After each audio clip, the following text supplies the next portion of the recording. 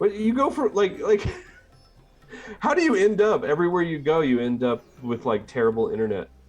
It's a fun game. It is my curse. But I'm also on a Chromebook now instead of my laptop, so Okay. just handle it. Yeah. Okay. Yeah, we're live. Okie doke. We are live, I suppose.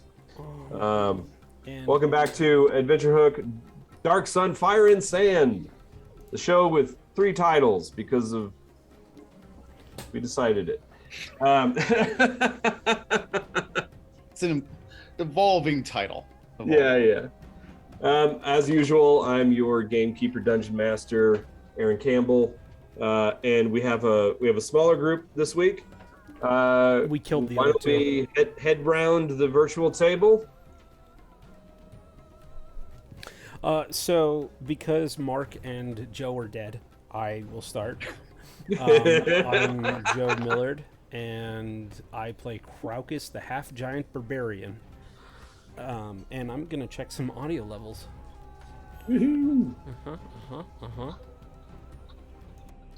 We theoretically have soundscape. Well, I mean, we as players have Sirenscapes playing, and it sounds awesome. Now I'm getting a little bit of feedback in myself. This is welcome to Adventure Hook. Technical difficulties, fire and sand. At any rate, Emelie, you wanna do the deed? Oh, Really? Yeah. Emily does it. And so, Emily tonight is going to be played by the voice of a robot. Awesome. Rob. You can hear me, right? Oh, Yeah, yeah. Please tell me you can hear me. All right, great. Who And knows? I'm Robert Randle, and I will be playing Marc Andreyko, the Thrycreen telepath. Okay. Yeah, we'll see. We lost 2 viewers like instantaneously. Okay. Wow, one of these days. Oh wait, no, they're back. They're back. But okay, we awesome. did get a new subscriber, or not a new subscriber, a new follower. So that's always nice to see. Welcome. Yeah, welcome. So we're gonna try to hold this together as best we can. It's basically bound together right now by tissue paper and dreams. So yeah, why don't we get into it? Emelie is completely frozen, but I hope you can hear me. I am still hearing. Oh, look! And guess who gets to reformat? Oh, wait. Yeah. Oh, Nope. please I tell me only that have to worked. do a little bit of reformatting. Woo! Okay, so I'll keep moving forward while Joe does the reformatification. So we're picking up from last time where there was a gigantic gladiatorial battle in this exterior arena space set up at Fort Ianto. All of our players assumed the roles outside of Joe, who was the sort of the marquee gladiator for this event. But everybody else assumed the roles of NPC characters to fight in this gladiatorial combat. It was a big exposition thing, and the entire idea was that, at least it was set up by Demezzo Ianto, that whoever survived of these individuals. Actually, okay, hold on. Let me back up. I'm getting a little ahead of myself. I'm a little discombobulated by all of the technical stuff happening right now. So these 4 individuals that the players assumed the roles of. There was Yeely. There were the Dwarven brothers, Vryn and Grain, and then there was a half-elf named Domishel. These 4 individuals had been enslaved to House Ianto up until this point. Each one of them, it turned out, had committed some sort of infraction against the house for which they had been punished. So it was somewhat of a mystery to them to be selected for this game. At first, it made sense, of course, to them because they thought they were sent there basically just to die. But then, when it was announced what the stakes were, DeMezzo declared that any who survived this fight would have their freedom, and whosoever claimed the steel sword, which he was metaphorically referring to as the sword of Camelot Kings, whoever gained that sword would keep it. That would be their prize. So that was somewhat confusing. Why was Halcyanto granting them this theoretical boon? Well, soon it was realized that DeMezzo probably had no intention that anyone would survive this fight. Maybe Craucus could get out of it as the half-giant, but probably even that was a little uncertain because they were ultimately up against a Braxit, a gargantuan creature. Now, not gargantuan by D&D standards, huge by D&D standards, a creature that stood over 30 feet tall, much like the Rancor from Star Wars, but it had a armored head and back, much like a ankylosaur, like the dinosaur, with bony protrusions all the way down. It was massive. It was actually an intelligent creature. Craucus was actually able to communicate with it in giant, the tongue of giants. And much to DeMezzo's dismay, everyone fucking survived the combat. And it was very obvious to our core group of characters, the Clutch, that DeMezzo was not happy by the outcome. Craucus was not the one who claimed the sword. It was actually the Yuan-Ti purebred Yili who was able to surmount the obelisk that stood 35 feet high and get a hold of that sword. Unfortunately, she was not able to join combat in time. But theoretically, now she gets to not only have her freedom, but gets to walk off into the sunset with a true steel longsword. An incredibly rare weapon in Athos. That's pretty much where we left off. The gladiators had been welcomed back into the inner courtyard of Fort Ianto to great fanfare. DeMezzo, we're basically gonna pick up just as this fight has ended. DeMezzo is up at the top of the northwest tower overlooking the battlefield. Right now he is in a heated conversation with his bodyguard, Souza, the elf, the mysterious elf that they met a couple sessions ago, and does not look happy one bit.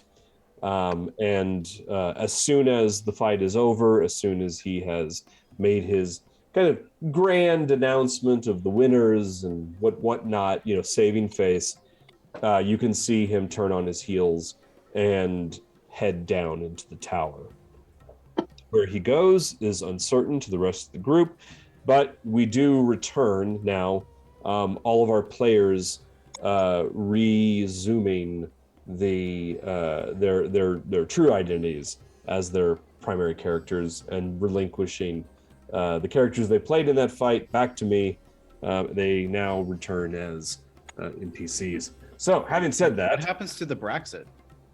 The Braxit's body just is left there. there. We'd ended the fight with it. Oh, right. Sorry. The Braxit did yield. I'm sorry, you did not kill the Braxit. The Braxit ended up yield. Yeah, I was waiting for the crowd, and they were in a raucous applause. And we had... I was waiting to, whether or not I am to bury it in the sand or not, but it did yield. Yeah, it did yield, and no, you were not given the thumbs down or whatever to finish the Braxit. Obviously, it's too valuable an asset to just kill in the sand. It also put up a very valiant fight. Yeah, and so the Braxit will live to fight another day. It's the giant hair rope that tethers it to the massive stone pillar at the base of where the sword was set. Still dangles across the giant pit from which it erupted from the ground. So you can see some hooks from below rise up and grab onto that rope and start to basically pull it back down into its subterranean lair. And it slinks back off down below the Athasian sands as the crowd cheers and cheers and cheers from the walls of Halcianto, or Fortianto, rather. So returning back up to the wall where we have Ma'ak, Cha'ar, Geza, and wait, who else is up there? And Desi. Wasn't Desi closer to Demezzo? Yeah, Desi's with Demezzo in the tower. Oh, right, that's right. Yeah. Desi did go up and join the group up there. So, what are you guys doing? So we can back up just a little bit. Desi, you're close by, so you can definitely see that Demezzo is in a heated kind of whisper conversation with Souza. I eavesdrop? Yeah, you give me a I think it would probably be an investigation check on this one. Or would Is it be it perception to overhear, or is I it? think perception makes more sense for overhearing. Yeah. Well, I rolled an investigation. Well, whatever one's better, I guess. I got a 15. A 15. Is your investigation different from your perception? I have one more. My investigation is a +5. My perception is a +4. Oh, Plus all right, 4, so it would have been a 14 then. Would have been a 14. We'll go with that 14. It's enough for you to overhear that Demezzo is absolutely not happy. And he turns to Souza, like you can hear basically like bits and pieces because the crowd is cheering. It's very loud. You can hear, wasn't supposed to happen. Now what? And then you can hear from Souza, there's still time. And then at this point, Demezzo says, come with me. And they immediately march off and start to head downstairs. Would it be socially awkward for me to follow them, or like they're going somewhere private? They're not just. I mean, you could give me a stealth check for that to not be seen. But stealthy means they're definitely. Well, just to notice that, or just so that they don't notice that you're following them. Right, but okay, yeah. Yeah. I rolled another 15. Nice. Woo! 15. I think that. I mean, you're allowed to go anywhere that's not locked, right? Yeah. So. And at this point right now, they're not focusing too much on what's around them, so you are at least able to follow them down from the top of the tower without them really paying attention to you. As you head down to the second level, let me pull that down. Oh, okay, so this is the top tower. Let me turn off the tops of the towers. Nope, not that. Oh, this fog of war towers. Let me turn the towers off. Okay, so as you head down into the second floor of the tower, you can see that they head out onto the tower wall, which is where the rest of our clutch is. And they start moving, pushing their way through the crowd, and you're still following, I assume, Desi? Oh yeah. Okay. So yeah, as you head out, they're pushing their way through the crowd. Back over to, since Mock is the only one present, give me a perception check. All right. Honestly, Ma'ak didn't do anything the whole last fight. There's something I would have been doing all this time, but I'm happy to roll this perception just to, Okay. Probably Geza or somebody elbows me and I would break my concentration. I only roll a 10, so I was probably preoccupied. Yeah, you don't notice. You do get jostled as someone, as people are like starting to disperse. You do not, however, notice that two of those people who jostle you are Souza and DeMezzo, as they pass through the group and head towards the northeast tower. Desi, you're still following behind. Yeah. Give me a.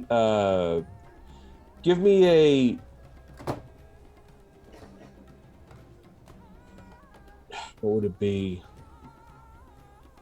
I think give me an acrobatics check. You're basically trying to forge your way through what amounts to a throng of individuals equivalent to the main showroom floor at fucking San Diego Comic-Con. It is fucking shoulder to goddamn shoulder. People are pushing against you.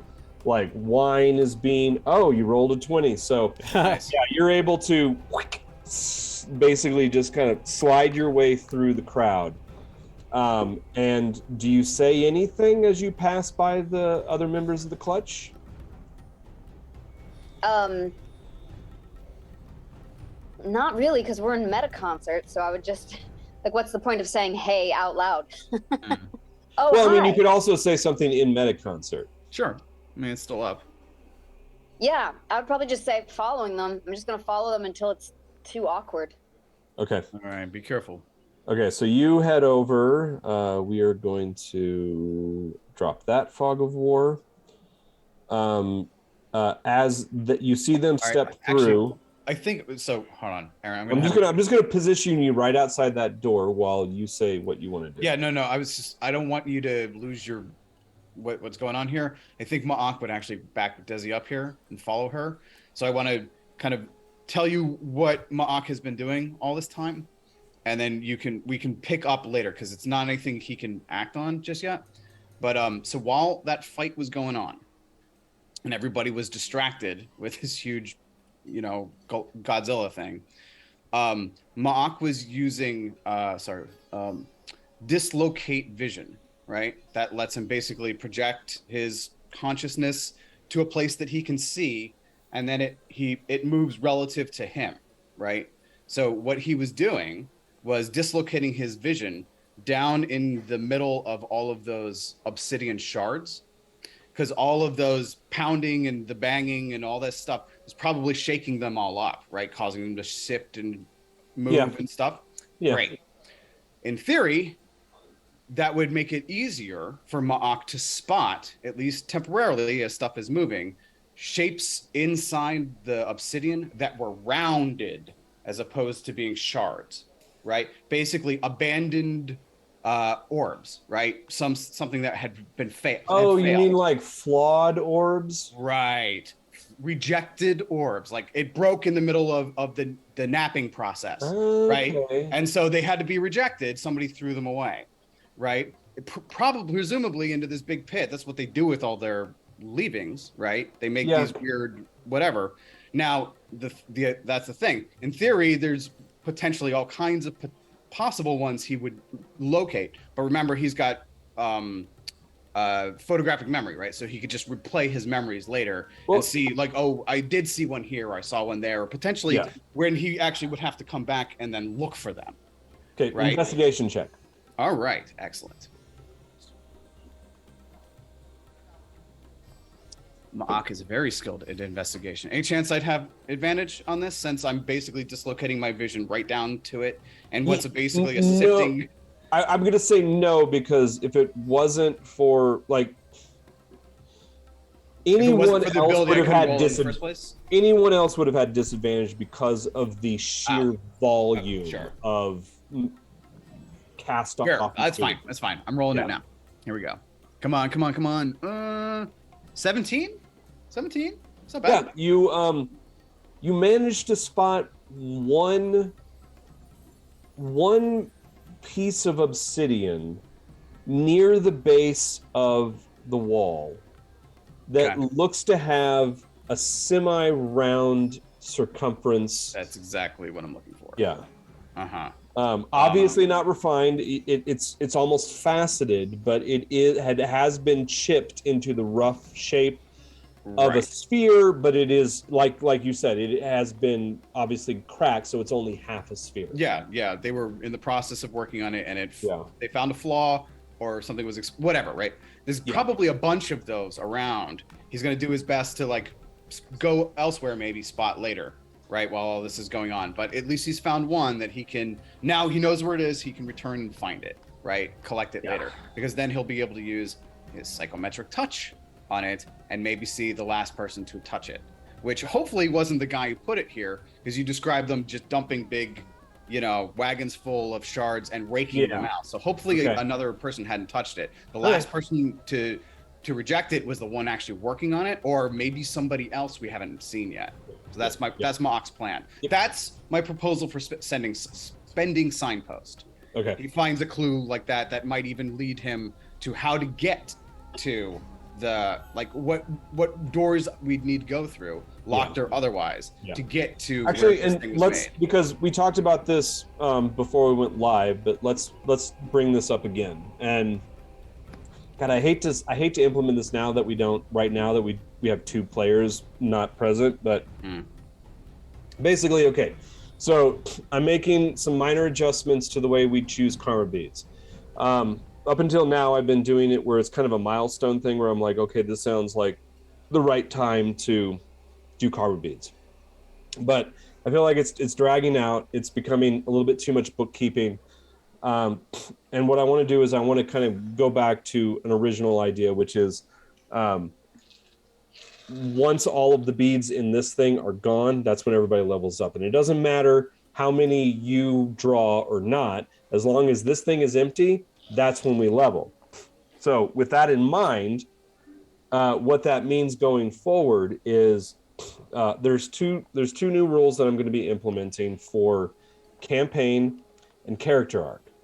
So that only opens up, each one of those are only fillable once per level. So for instance, right now, campaign is full. We are in the middle of resolving the effects of those campaign beads. And right now those campaign beads are 4 black beads and 2 blue beads. That means there's a lot of wrenches getting thrown into the monkey works of all the plans that you've been working on. That sits until you level up. Once you level up, then they go back into the pot. Same thing with arc. Your arc is only fillable once per level. So once you put all of those 3 beads into your character arc, that's it until you level up. And it's incumbent upon me to make sure that I fulfill the resolution of both the campaign beads and your character arc before you level up. Now, having said that, what is renewable, meaning that you can keep doing it, is signpost and inspiration. So the idea, like this is to encourage you to use these beads, because if everything is full up, if campaign is full, if your character arc is full, if signpost is full, and if your inspiration beads are full, and remember, you can only have 2 inspiration beads at a time, then when you draw a bead at the end of each session, it just disappears into the ether. It goes into our holding container until it gets back. So you don't get to use it for anything other than progress towards leveling up. So it's incentive to make sure that you always are on top of using those beads that you have available to use. Theoretically, it also means that we're going to be leveling faster, hopefully, going forward. So I think, actually, I wanted to make sure, I keep forgetting to do this. It's probably my fucking undiagnosed ADHD. I like too many things going on. But what I think before we move any more forward right now, at least the three of you, I want you guys to go ahead and pick your beads for last session, okay? And then at the end of tonight, we need to make sure that we draw our beads for this session. Does it make sense? Any questions? I don't have all my notes with me. Yeah, It's no, it's all fine. right. I will tell you where everything stands at present. So, Desi, right now you're pretty bereft of beads. You have one blue bead in inspiration. So, and if we just to reiterate, that means that you can use this bead to give inspiration to yourself for a roll. Or anyone you want, really. Yeah, or anyone. The black beads mean you can give disadvantage to someone's roll. So that's it. You don't have anything in your character arc, so we'll start with you. Where would you like your bead to go? You have the signpost is full, campaign is full, so you can put it in arc or inspiration. Arc. Okay. You are going to get a black bead into your character arc. Okay. Moving on to Craucus. You're a 1 and a 1. You have 1 in arc and 1 in inspiration. Well, then I guess we know where that last one's going, huh? I don't know where that last one's going. Well, if I have 1 in arc and 1 in... You can put it in either. Either. Oh, I thought you said I had... Space for 2. Okay, and yeah, you're fine. It's 1 in arc and then 1 in... Inspiration. So you can put it in either one of those. You could fill up inspiration, or you could have 2 out of 3 arc. I'll have 1 in inspiration. Nice. Okay. Black bead and inspiration. So now you are...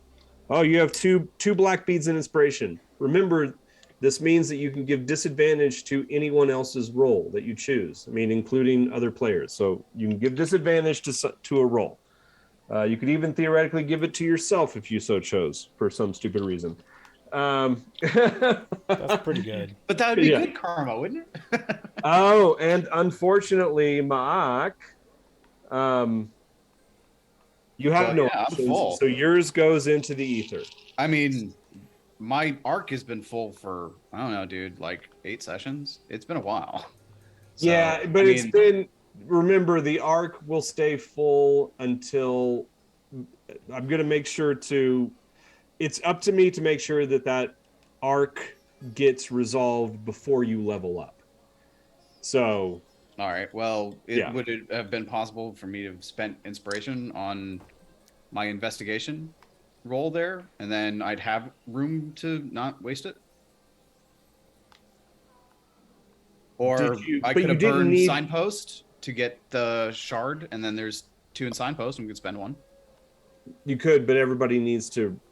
Let's just just so that we, as an experiment, let's allow this to exist how it is, because this technically we should have drawn these beads at the end of last session, which would have happened before any of this that we just did. All right. So whatever. let's let it just play out as it does for sake of argument, sake of the experiment, sake of the game testing. But that is a blue bead that ends up. Yeah, of course. Over here. There's actually there's not very many black beads left in this bin. So most of the beads that are going to be pulled out from now on are all going to be blue karma beads, FYI. But that's the point. Keep that in mind. Now we know how it works. For now, this is a test. We're going to keep we're play testing the system. So let's just see how it plays out, and keep that in mind. So just so you know, going forward, it's not a big deal. Whatever. What's it? Yeah. So just everybody keep in mind right now, Mock, you have 2 inspiration, a blue and a black. Mm-hmm. Desi, you have 1 inspiration, a blue, and Craucus, you have 2 inspiration. They're both black. So keep that in mind. and make sure that you use them and don't lose them. And then again for signpost, it is a blue and a black. So, what if you roll for signpost? You need more than a 2/3 majority from the existing player characters, and then signpost can be used. Yeah, just say consensus. Like as long as everybody is okay with you using signpost for a certain reason. I mean, that's up to you guys. I mean, if the point is to spend it, then we need to come up with reasons to spend it, right? Yeah. So it should be something that benefits the whole group, and that's why I propose this, because it's like that's a clue right there that Ma'ak could use to find all the secrets of this place out if he picks the right shards. As long as there's general consensus, which means more than half the group agrees on what you want to use signpost for. Or I propose. Someone needs a second. We can vote, and then that's that, right? That sounds fine. Yeah.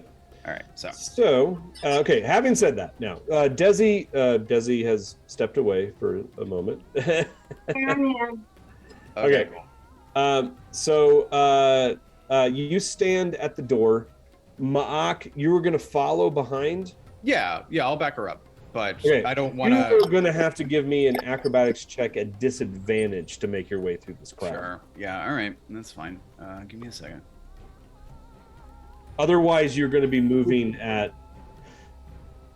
It's probably half speed no matter what, but yeah. It's half speed, otherwise you're going to be stymied.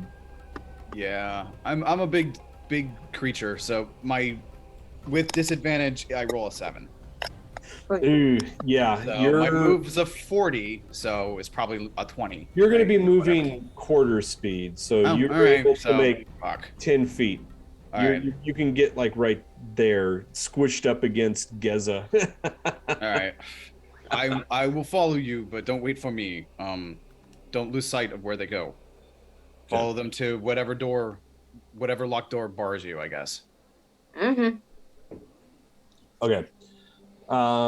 As for Geza has to return back to the kitchen to do basting. Yeah. Magical basting. So we're just going to turn Geza off for a second. That's what I should call it. Magical basting. It's the name of the episode. Magical basting.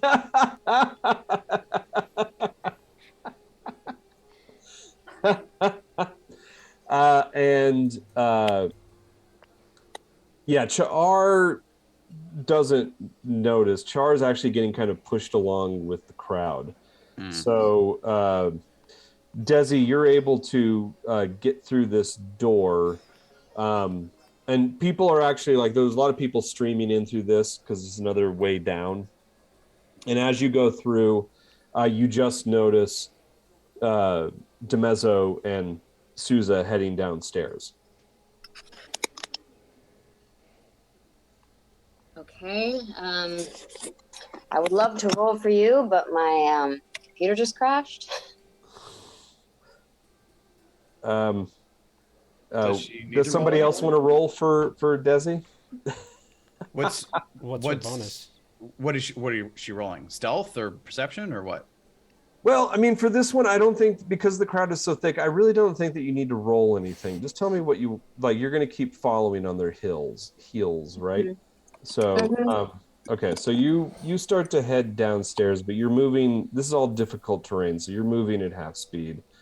Unfortunately, because of who DeMezzo and Souza are, people kind of give way for them, so they are making ground over you. But you are able to get to the head of the stairs and start to push your way down. Craucus. At this point, some workers. Yeah. People are still. I mean, at this point, the cheering has started to die down. People are starting to move back down to the courtyard below. One thing I forgot to mention is that the entire courtyard, there are these curtains covering the entire courtyard from the second story, creating shadow down below or shade down below. Just FYI. So from the top here, you can't actually see down into the courtyard except through like where the curtains kind of have gaps. It's just all curtains and stuff. But having said that, you're not yet over here where I have you shown on the map. You've all kind of gathered where you first entered because a group of workers are shoveling obsidian out of the way, making a path for you to exit. That takes a couple minutes for that to get all cleared out. And then you can pass through and you start to make your way back around to the main gate. Okay. You can, if there's anything you would like to say to the other members of your fighting party at this point, now would be a good time to do that. Yes, I will. So one of the dwarfs really didn't like me, the Yuan-Ti. Yeah.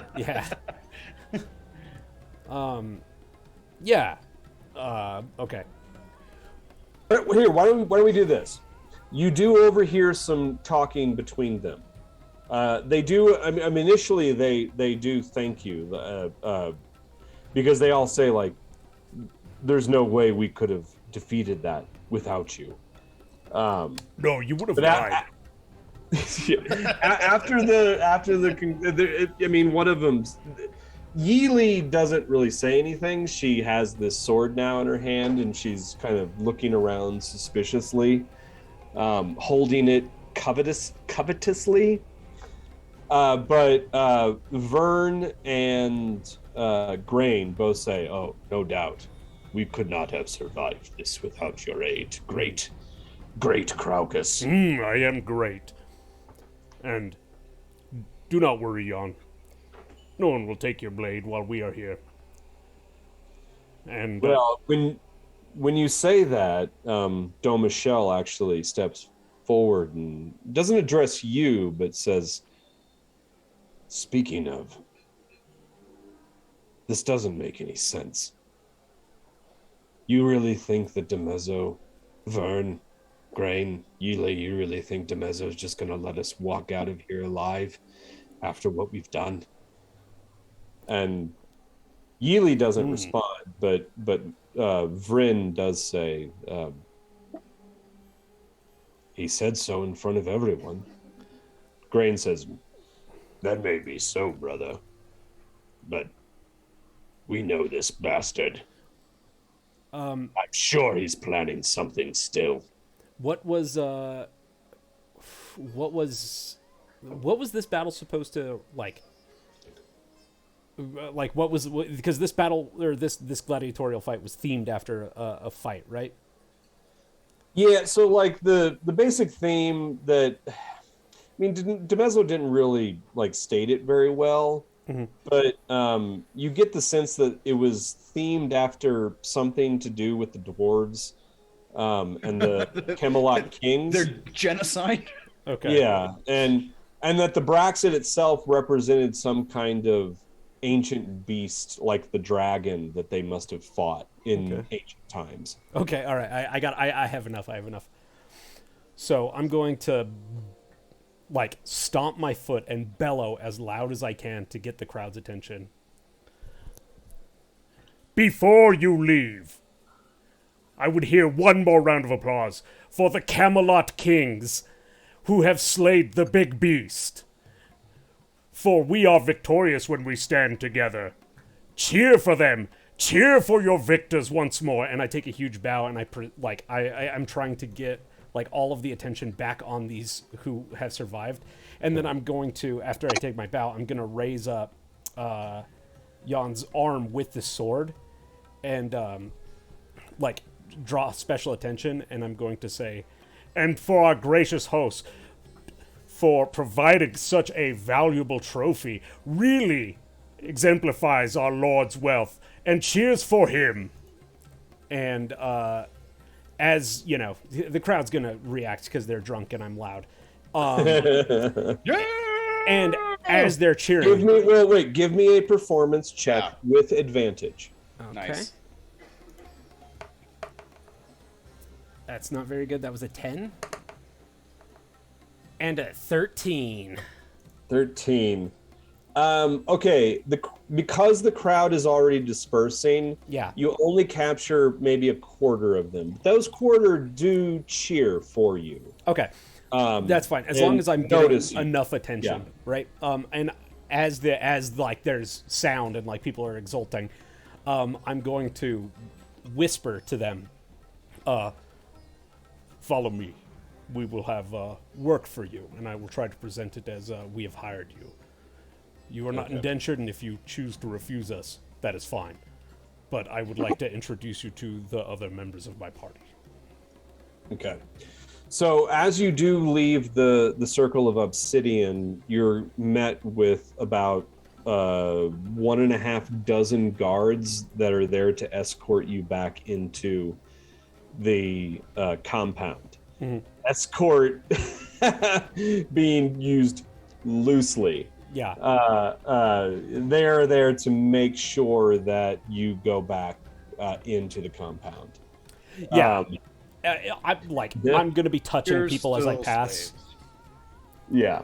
So, and you make your way back into the compound. You can still tell that the others are incredibly suspicious and worried about what's to come the rest of this evening.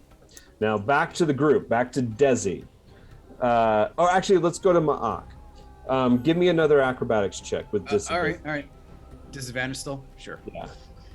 You think like after like another couple rounds, the crowd will have dispersed enough that you can move freely, but it's still... no, that's fine. I mean, we're in meta concert, so my best is a 13. Yeah. You're still... Sorry, no, my worst is a 12. Apologies. My worst is a 12. Okay. So still only about 10 feet you're able to push your way through this crowd. Desi's got this. I'm just gonna move through the crowd as best I can. Try to stay on her trail. Okay, so Desi, you're able to make it to the bottom of the stairs. Let's turn on the first floor and turn on off. And no sign of the fruit, right? I'd have a special... No, you haven't seen the fruit yet. I'm not even sure if Geza has seen the fruit yet. I believe it's still being prepared somewhere, but not in the kitchen where Geza is currently working. Probably it's already been prepared and it's just waiting to be presented. You do, however, come down to the bottom of the stairs. Granted, I don't know why. I had the stairs. I had you on the wrong staircase. So you come down. This door here is open. As you come through, you can see just through the crowd, Demezzo and Souza exit through this doorway here to the south of the tower. Is it locked? No, it's open because people are streaming through that door. It's the only way out, and you're still in a throng of people making their way out. So I will follow. Okay. So you are still pushing your... Give me another acrobatics check.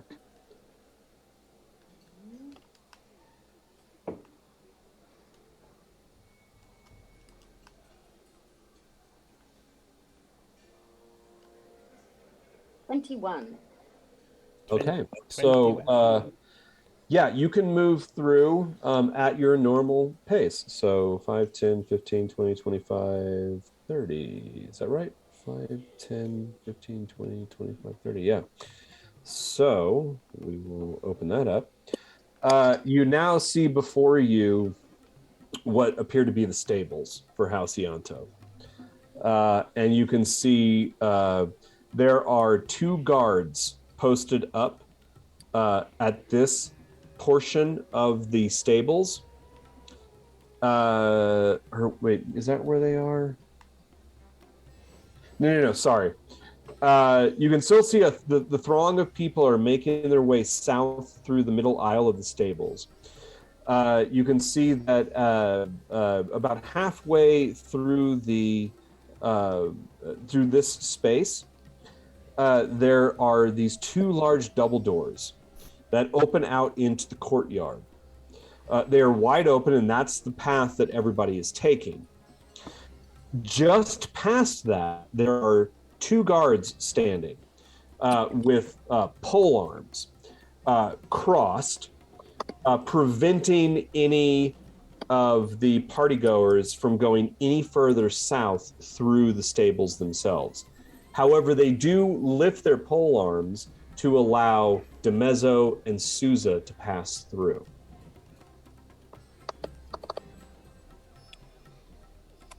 I don't think I'm getting through that. The stables, okay, so just so you know, each stable is a stall, okay? And that stall is about 5 foot deep and about 10 feet wide. Those stalls, the walls do not go all the way to the ceiling. The ceiling itself, as I recall telling you last time, the ceiling of this first floor is about 20 feet high, okay? So the walls of each of these stalls goes up about 10 feet, so only about halfway to the ceiling. So take that as you will, but the stalls are closed. The doors entering into the stalls themselves have a gap of about 1 foot from the floor up to the stall door. And then the stall door itself is only about 4 feet itself. So 5 feet is the top of the stall door. Does that make sense? Yeah. Yes. Are there creatures in those stables? This particular aisle, some of the stalls do appear to have Erdlu, and Crodlo, beasts of burden. But not all of them are occupied. So when you first come through the door, the stall directly to your left is unoccupied.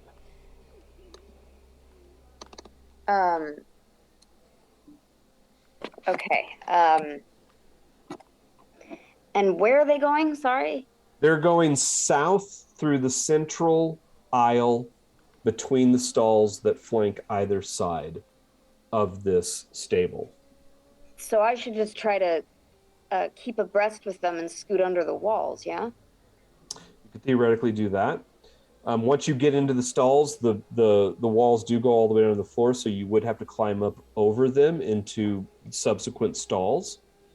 But they're closed. Nobody's going in there. No one's even paying attention. Theoretically, you could skillfully go unseen if you climbed your way through all of the stalls. Or you could ninja across the rafters. That theoretically too, because there is a superstructure of Agafari wood timber beams holding up, because of how tall this lower floor is. There are a lot of beams crisscrossing up about 15 feet up. And it looks like they're just traversing the stables. They're not stopping here? No, they're walking straight south. So you will lose ground on them. You will, if you want to pursue them through the stalls, you will then obviously have to figure out where the hell they went. But you could theoretically bypass those guards that are blocking the central alleyway. Let's try it. I'll do whichever one looks easier to me. I imagine using the door to get into the rafters sounds easiest. Like getting into a stall to hide my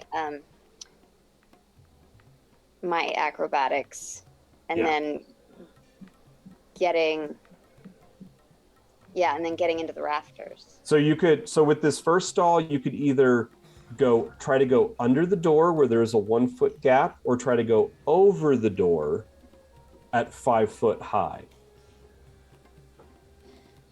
What would I actually try to do? I would go.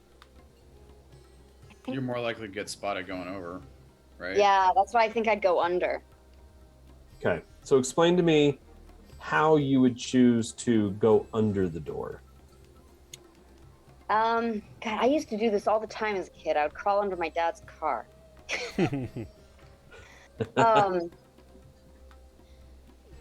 I think it's easier to get on your back and use your heels to kick against the floor.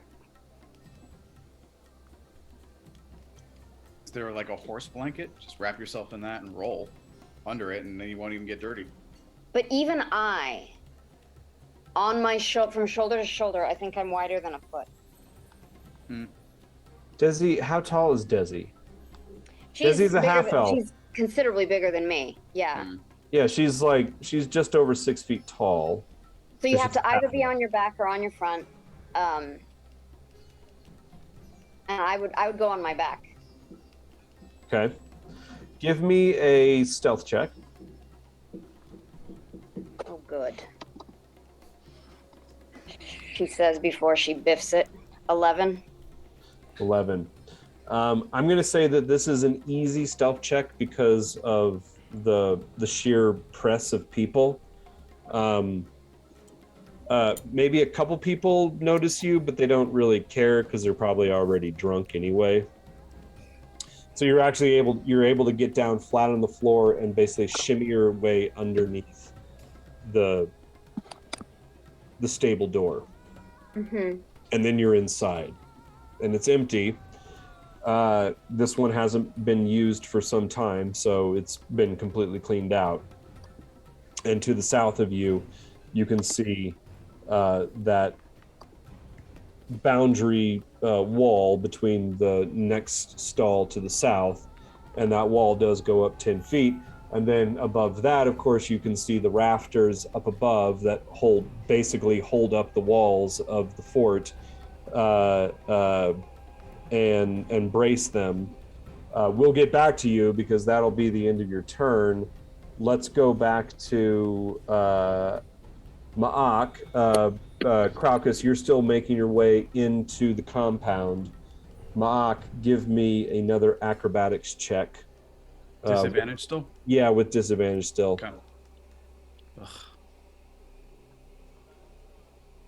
Okay. Another 7. Shit, yeah.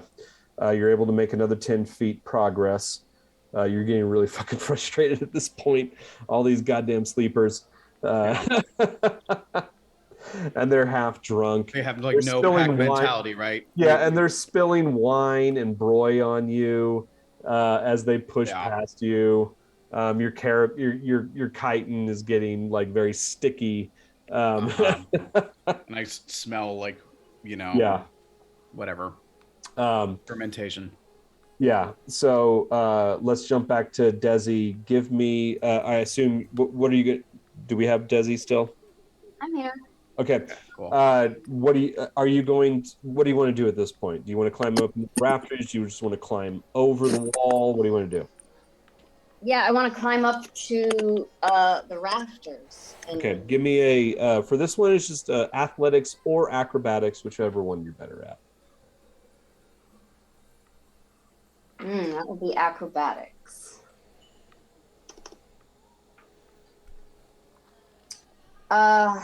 I rolled an 11. Man, I'm going to say like you're able to climb because it's not hard.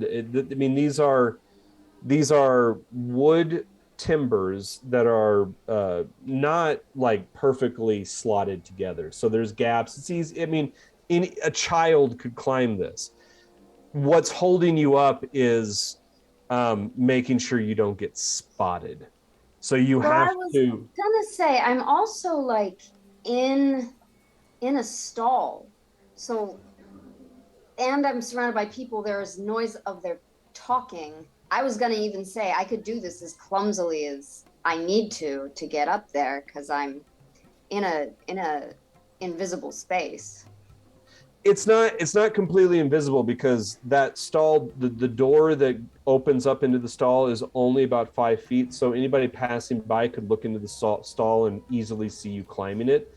So basically you climb up a little bit and you just watch and wait until you have to watch and wait until a group comes by that is drunken enough and oblivious enough that you can then scramble up the rest of the way before anybody notices you.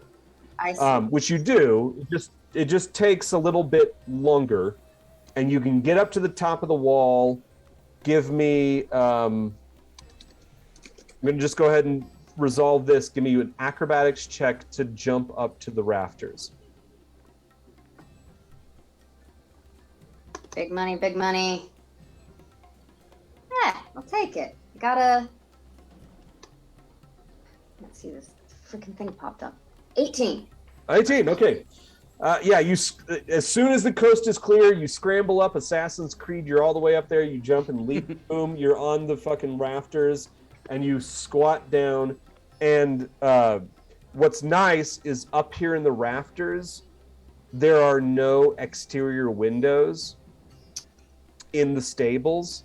So all of the light comes from torches down at the ground level. So it is dark as shit up here in the rafter. It's also hot as fucking hell. I mean, you're like, it's the Athasian afternoon, so it was already about 150 degrees. It's probably about 160 up here in the rafters. You're sweating profusely, but you're in the dim dark. So at this point, all stealth checks are going to be with advantage.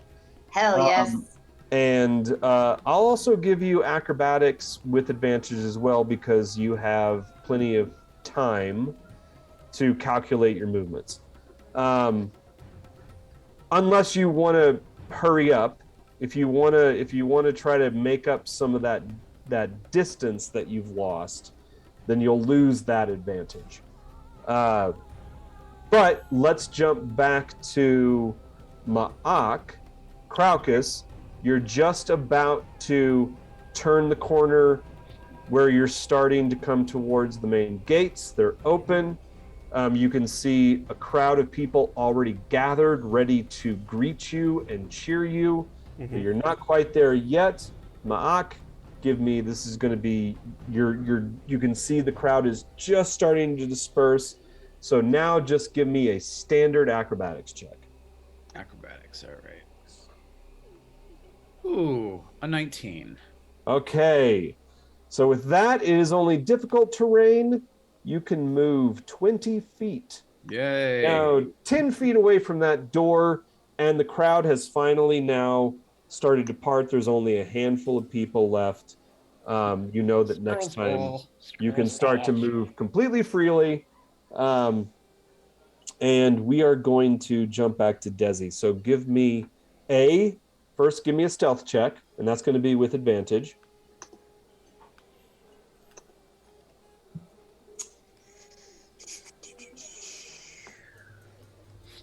Advantage. Roll. Oh my god! I got a 25, and let's pretend that other one never even happened. Okay, you are the knight. You are one with the shadows. Now give me an acrobatics check. You can either move cautiously with advantage or try to make up some. So if you move cautiously, you're going to be moving at half speed. If you don't, you can move your full speed. Or actually, you know what? Let me rethink that. If you move cautiously, I will give you advantage, but you will not be able to take a dash, which means you will only be able to move your full speed. Mm-hmm. If you just take a regular acrobatics with like basically throwing caution to the wind, mm-hmm. I will allow you to take a dash action, which means you'll be able to move twice your speed. I took a dash at 23. Okay, so you're able to move 60. What's your speed? It's 30. Movement. Your movement is 30 or 35. That's 30. 30. Okay, so you can move 60 feet. Okay, so 5, 10. That's 20, 30, 40, 50, 60. Okay, you're almost all the way south to the end of the stables. What's that, Rob? Where were those guards standing? They were right here. All right, so she's past them. Yeah, you're past those guards. Sweet. Now, at this point, there's no sight of DeMezzo or Souza. But you can see down and through this last stall to where there is a door leading into the southeast tower. And there's also a open throughway or archway that leads into another area of structure on the south side of the compound. Okay, So- I need to metadata. I'm gonna metadata a moment. Do you mind? Yeah. I'm just gonna say to whoever is, well, Ma'ak, let's be honest. I'm not gonna check in with Craucus on this one at all. In fact, is there any way I can hide this from Craucus? Why would you want to hide something from Craucus? Meta concert, and then Ma'ak would end it and just go one-on-one with him. That's, yeah, I would probably say, hey, Ma'ak, can I one-on-one with you? Of course. Well, I'll check back in with you in a moment, Craucus, and we'll see about defending your new gladiator friends. But sure, and then just meta concert one-on-one with Desi. So, I would keep the other two in, by the way, but just Craucus can't hear this, and here's why. I've had a thought concerning the whole the fruit is poison thing, and knowing that DeMezzo wanted these gladiators to die. It occurred to me that instead of going, oh wow, I can miraculously detect poison, that fruit is poisoned, I could say to DeMezzo, if the opportunity arises, DeMezzo, I have an idea. If you want these gladiators to die, but you don't want it to reflect badly on you, I can poison this fruit in a way no one will detect. If you honor them by being able to eat this fruit first, and you leave Craucus out of it, Okay. they'll die. Because I am that good of a poisoner. But it's already poisoned. I know. So if he should refuse to grant you access, and it still is determined one way or another that it's poisoned, it's going to tie to you anyway. So I get what you were saying. Do we want to? I mean, I would almost think any enemy of DeMezzo's is an ally of ours. If anything, we can use these gladiators for something. But I don't know about the Yanti. Maybe we could sacrifice her, or maybe she's on the outs with her own people. Who can say? The fact that a Yanti is here just, to me, solidifies the entire connection to the silk trade. And not that we didn't already know, but now we know, right? Look at her, right? Where'd she come from? So, I'm just being mercenary, trying to wheedle out of a situation that I got myself in. I genuinely don't care whether any of these gladiators live or die. I have no desire to protect them. I don't think we need them. I think like their greatest use to us right now would be ingratiating us to DeMezzo and getting us out of a situation. Aaron, I know Craucus knows, but do we know that those two dwarves are like stone nappers? That they're like, their job is to carve stone? No, you don't. Only Craucus knows so, that. okay. Yeah. So we would, otherwise it'd be like, hell yeah, they're valuable. They're center of the whole operation, right? So, I mean, I'm not saying that we can't sacrifice them should we need to, but chances are they know something. And it's worth at least gleaning what information they would have. Take them under our wing, and then we can sacrifice them to DeMezzo if we need to. But in my mind, nothing ties us to the poison right now. If we do nothing, all that happens is DeMezzo dies. Oh, boo-hoo. I know that's not to our advantage right now, but it's not the worst thing that can happen. All you can do is ingratiate yourself to him, and the only way you can do that is to happen on knowing that the thing is poison. Otherwise, there are easier ways and less fucking expensive ones to get rid of a bunch of gladiators for him, right? Rather than poison his prize and give it to the slaves. No, I don't think he'll go for it, right? Unless that's something that maybe the Yanti can insist on, since she won the sword, she can get something out of him, or I don't know. I'm a little. I kind of feel like there's another way to go, and I'll, in brief, tell you. I think I found in the shards outside one that was a failed orb. Real quick, let me interject real quick. I need to go to the restroom really badly. So Do we want to keep it's- talking. Okay. I was gonna Yeah. say Why don't we it's why don't we take a 6:30. soft? Why don't we take our break? And we'll be back in 10. All right, sounds good.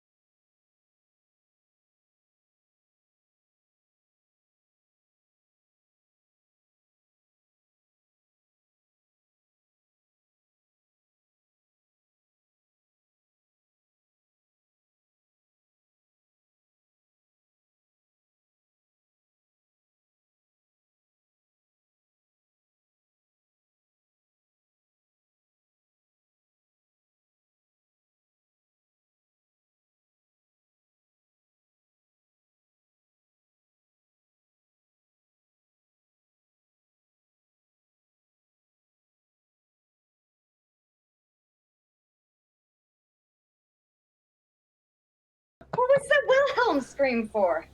For funsies. All right, Yeah. we're You back, can hear guys. that? Yeah, didn't yeah. think you It's all being fed. Yeah. Wow. So Emelie could hear that. Yeah. Does that mean that they'll hear that on the channel? Yeah, no, it's live. Yeah, they heard that. Actually, I think. Are we live now? Yeah, we're live. I actually. Okay, we're back. We are back. We're back and Sorry, everyone. and we're back and we're full of Booze. gasps.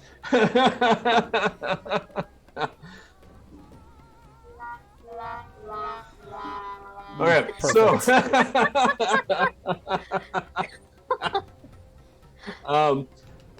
okay, so when we were left off, you were commiserating with No, we were plotting and scheming. plotting and We were scheming. plotting and scheming because Not I had a commiserating, plotting and scheming. death-defying, like, is it okay? It may be stupid, but is it not death-defying and fun? Sure. My ridiculous sweet plan. Okay. I mean, To what? To what? Death defying and fun to do what? To see if I could use the poisoned fruit to our advantage to further ingratiate ourselves to Demezzo by proving what an excellent poisoner I am and killing the people that he did not Right. want to have By live. murdering these innocent NPCs. Because These- it's way more fucked up, I think that plan should happen. I'm Like I think chaotic good. I don't think it's a great plan. Because I don't think that's if he particularly denies good. it and then you go, oh, actually that's poisoned. Like, No, you know what I would say? what would you I say? would say, Demezzo, asking for forgiveness is easier than asking for permission. I already did it. Oh man. Or you can just promise him, look, we're about to go on a very dangerous mission. We'll take them with us. And they just won't come And back. an accident could befall them. Yeah, accidents happen all the time. People die in But the the desert point- the all point- the time. The point is not to actually kill them. Like, I don't really give a shit whether they live or die. The point is to make use of an already poison, to make use of the poison, and to further ingratiate to Demezzo. Like, if they live, fine, whatever. Well, But as you're having this meta concert conversation with Maak, Desi, you do look down and you see that door into the tower. You see Souza peek his head out, look around cautiously, make sure nobody's there, and then closes the door behind him. do I hear a lock? Do I hear a click? Yeah. Let's see if you're lucky or not. Where are you? I'm just gonna roll this die. You do not hear a lock. All right. Just the door shut. Are you going to try to sneak by them? Because those guards are probably not facing that way. Give me a perception Well- check, Desi. I'm past the guards already. Mm-hmm. You're past the guard. There's nobody else in the I corridor. rolled a 21. You Nice. hear talking from the other side of the door. It's muffled. You're too far away to hear what they're saying. Oh.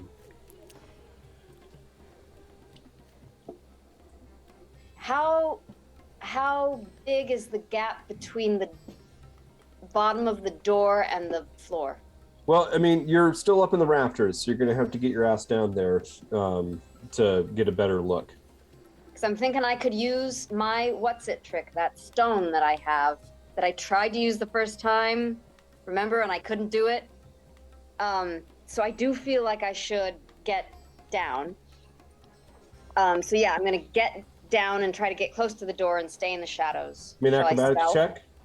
Because I What'd you assume say? you want to get. Give me an acrobatics check because I assume you want to get down there as quickly as possible. If I don't, can I use stealth? Yeah, you might come into the conversation a little late if you want to be super cautious. If I use stealth, do I still have advantage? Depends on how long do you want to take to get down there. If I use acrobatics to get down there faster, do I have advantage? Oh man. Why don't we do this? You could give me an acrobatics check and a stealth check, and the combination of those two will determine what this all looks like in the end. Let's do it. That sounds crazy. I like it. All right, so I got a 13 for my acrobatics. Okay. And I got a 23 for my stealth. Nice. Okay, so acrobatics ends up taking a back seat to stealth because as you start to go down, there's a lot of like initially creaking that starts to happen that you initially have to realize you have to pause so that you don't alert the guards that are just about 30 feet away. Luckily, there's still a lot of commotion that way, but it does end up taking a couple rounds for you to get down close enough to the door. The conversation between DeMezzo and Souza is already in media res at this point. As you get close, give me an investigation. Well, hold on. Before we get to that, we're going to jump back to Ma'ak. You can now move freely. I get to the bottom of the stairs then. Okay. So that'll be a 5. Or rather a 10, 20, 30, 40. I assume you're dashing. Yeah, I'll double. Yeah, sure. So that is 40 there, and that'll get you 2 there. Terrific. That is perfect. Okay.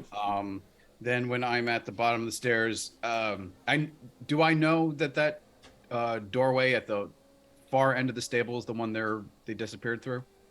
I would assume. I'm just going to say, like, based on your conversation with Desi, you kind of infer that that's the way that they went. Good enough. But the door is open. You can see through. You can see there's still people like making their way out, and you can just barely see those guards standing, sort of little over halfway, preventing people from going any further south.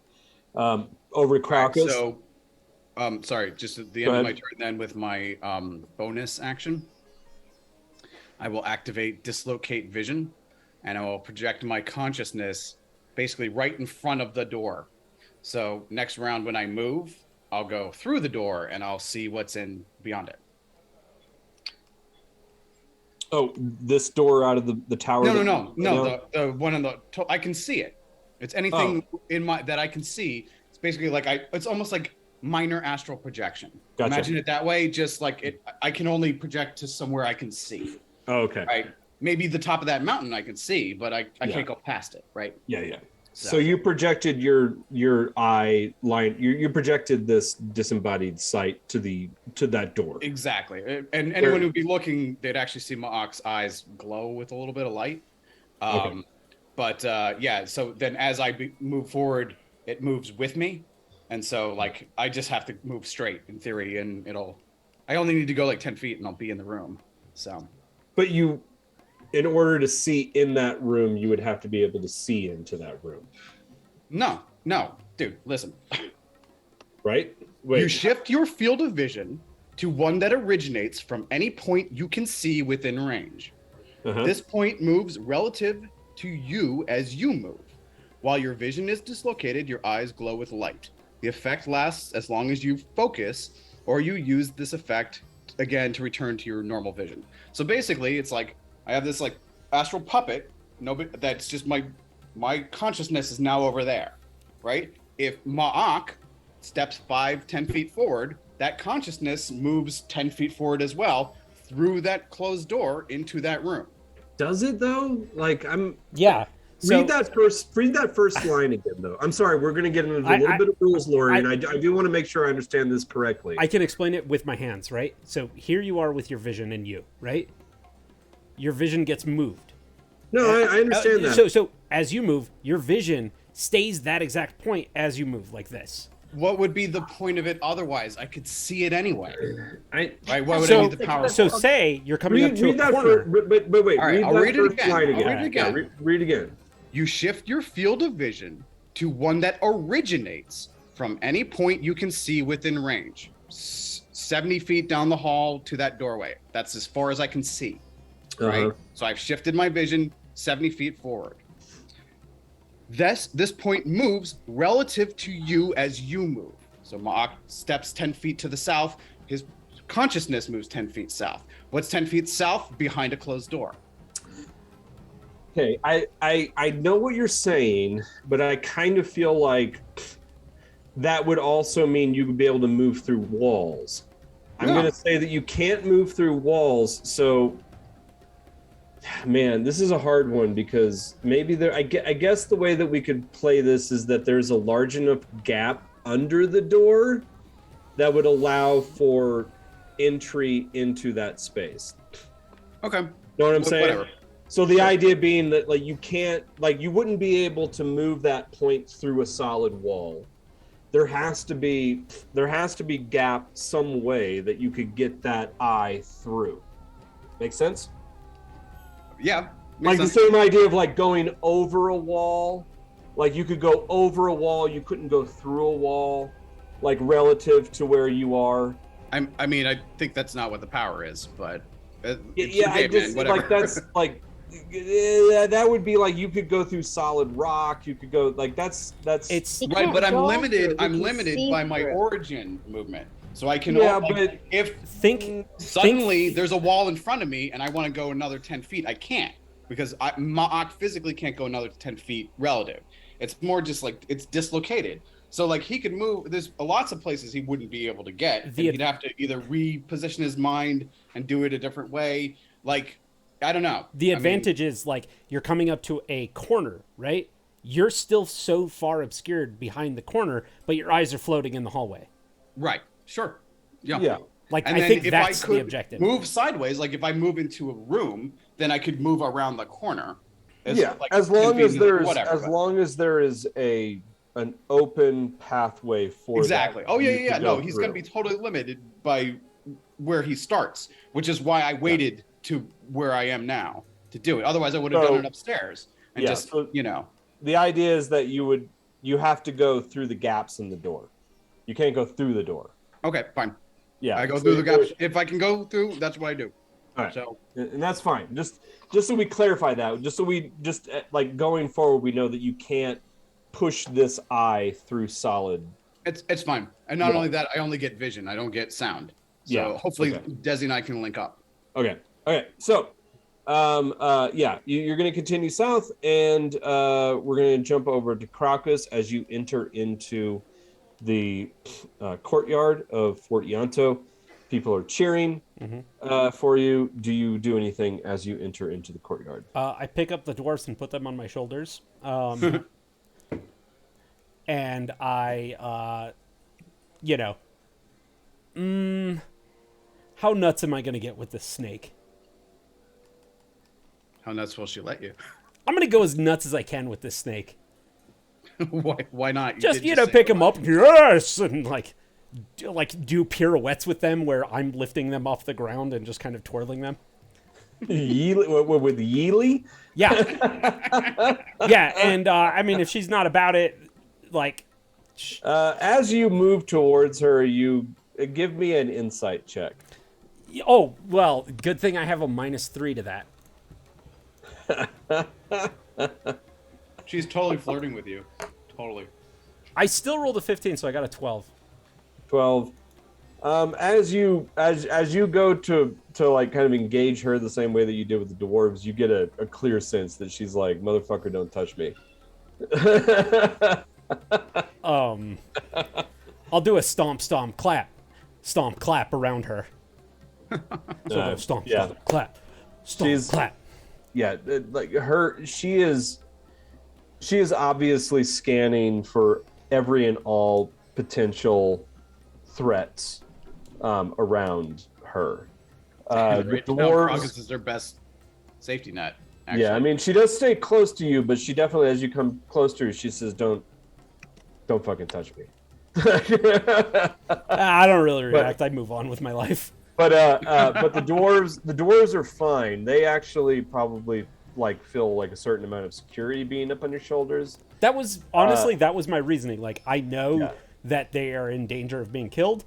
Yeah. Fuck that. I don't want them to be slaves. I'm going to try to Yeah. make them seem larger than life and directly associated with me with like physical contact. Like they're now technically a part of me. Who's going to try to kill them, you know? Yeah, So, and they'd Jo have to Michelle, go the through half you, elf, is the she idea. also stays close to your close to your front, basically. Stands right in front of you. And won't let me stays touch her. quiet. Fucker. Jo I'm just Michelle, kidding. I'm just kidding. Yeah, Jo Michelle is like yeah, well, you haven't said whether or not you were going to try to pick her up, but she stays close to your front. Yeely kind of steps to your side and plants the sword in the ground in front of her, like this is her weapon now. She's holding it.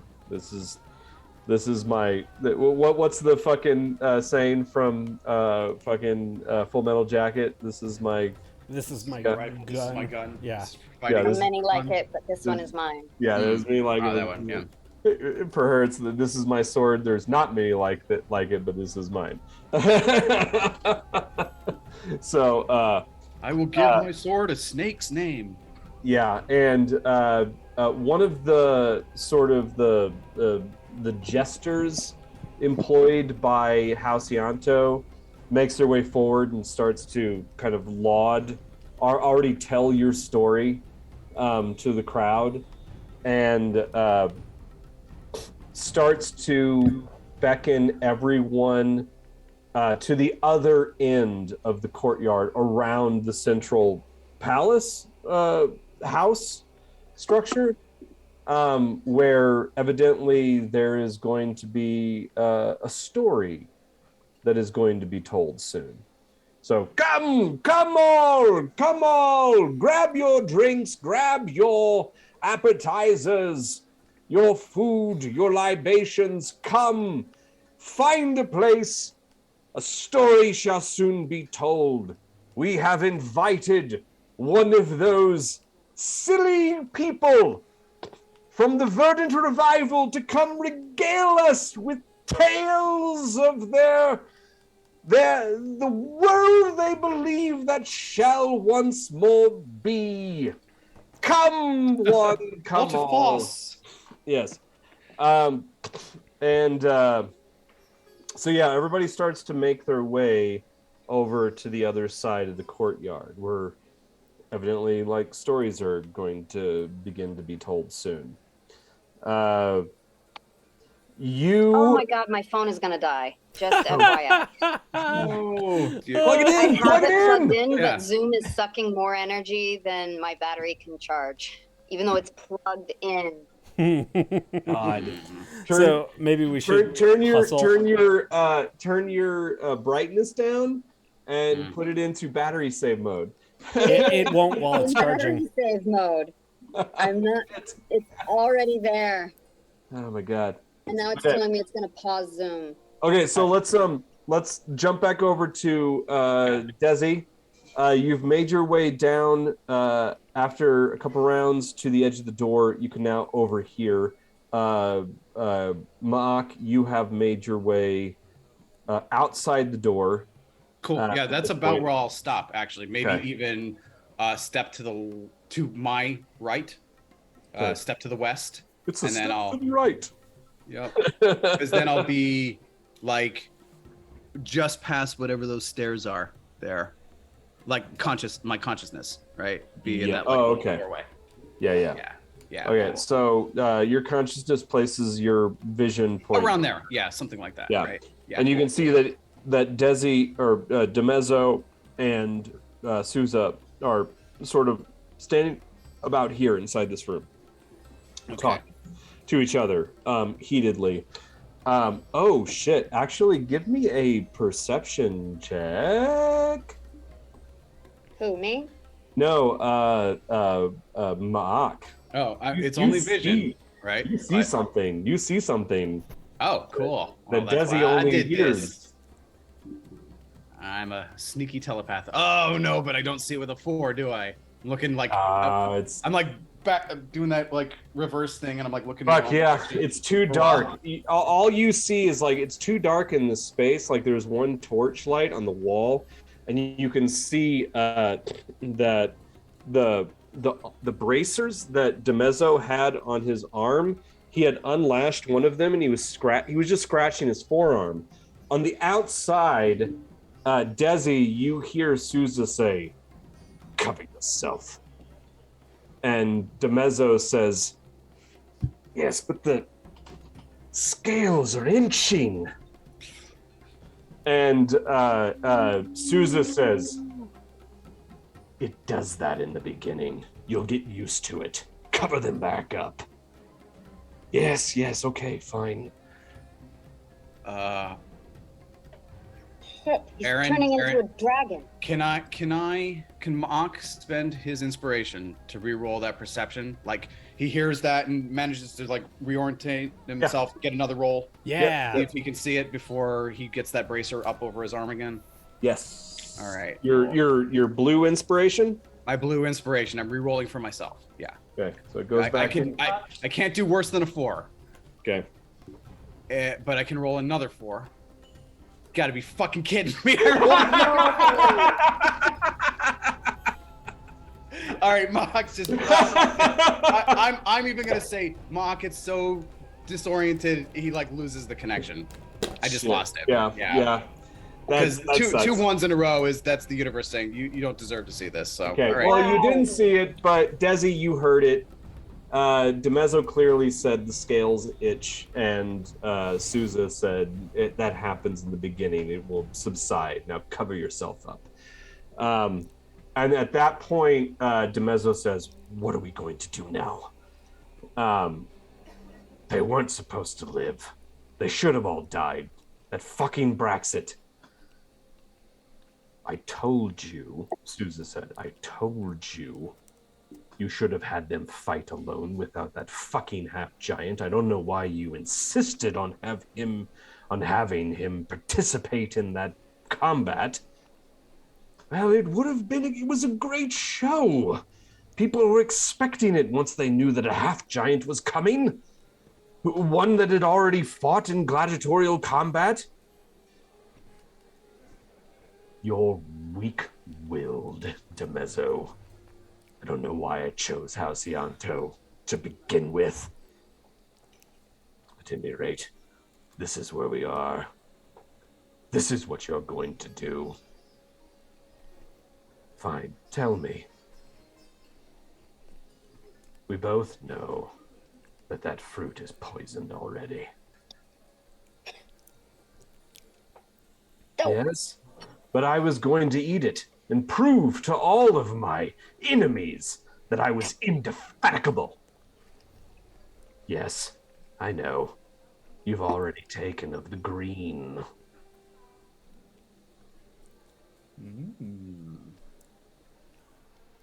But now you have a chance to be magnanimous and to prove that your enemies are out to get you one way or another, and you can partake in their suffering. But are you suggesting that I openly allow myself to be poisoned? I've told you over and over again, you are of the green now. Poison can only nauseate you. Perhaps lay you in bed for a few days. At best. Take the fucking hit. They will die. Distribute the Pharaoh fruit between you and them. And we can lay the blame elsewhere. Halcyanto will rise in esteem within the city as one that is being targeted. We can place that target where we will, whether it is amongst the Veiled Alliance, whether it's amongst this upstart group that we found. But the point is, we have to move forward. We have to keep with the plan. Fine. Then Then what? Then you announce after the storytelling. Oh, right, the storytelling. Why are we doing that again? I told you why we're doing that. After the events, we know what is going to be happening. We know what will happen at the games. We have to make sure that the Verdant Revival is ready to move out of the city before that happens, or at least as soon as that happens. And we're not yet at our quota. We need more members. Fine. We need to get as many people on board with the Verdant Revival tonight as we can, interested in the movement. As soon as we can, we will mount our expedition to leave the city before the Templars strike. Do you understand? Yes, I know. Fine. Okay, fine. We have the storytelling, we go around, let Emerald try to gain as many new members as possible, and then I'll eat the Pharaoh along with these individuals. I'll take the hit. I hope you're right, that this doesn't kill me. It's not going to kill you. You fucking fool. What have I been telling you? What have I been teaching you? What have I been doing all this time? Wasting my time? Fine. But this group that's come, we need them. We need to make sure that they are on board with our plan to work with us. We need more information about where this orb came from. We need to know, because it did not come. It did not come from the city. It came from elsewhere. Fine. I'll do what I can. We'll do what we can. I'm trusting you. You don't need to trust me. You need to do what I say. If you want to become one of us fully, you will do what I say to the letter. Fine. Let's be off with it then. Let's get this over with. That's when they start to leave the tower. Which way are they going? Do I need to worry about? They're heading myself? towards the door where you're lurking next to. So can I get under that stall that I'm right next to? Yeah, give me a acrobatics check.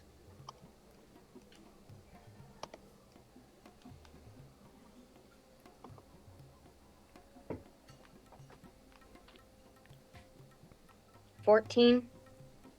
Yeah, that's plenty. You roll underneath that stall, and then they come out and walk north. The guards part to let them exit, and they exit out into the courtyard. So let's have a little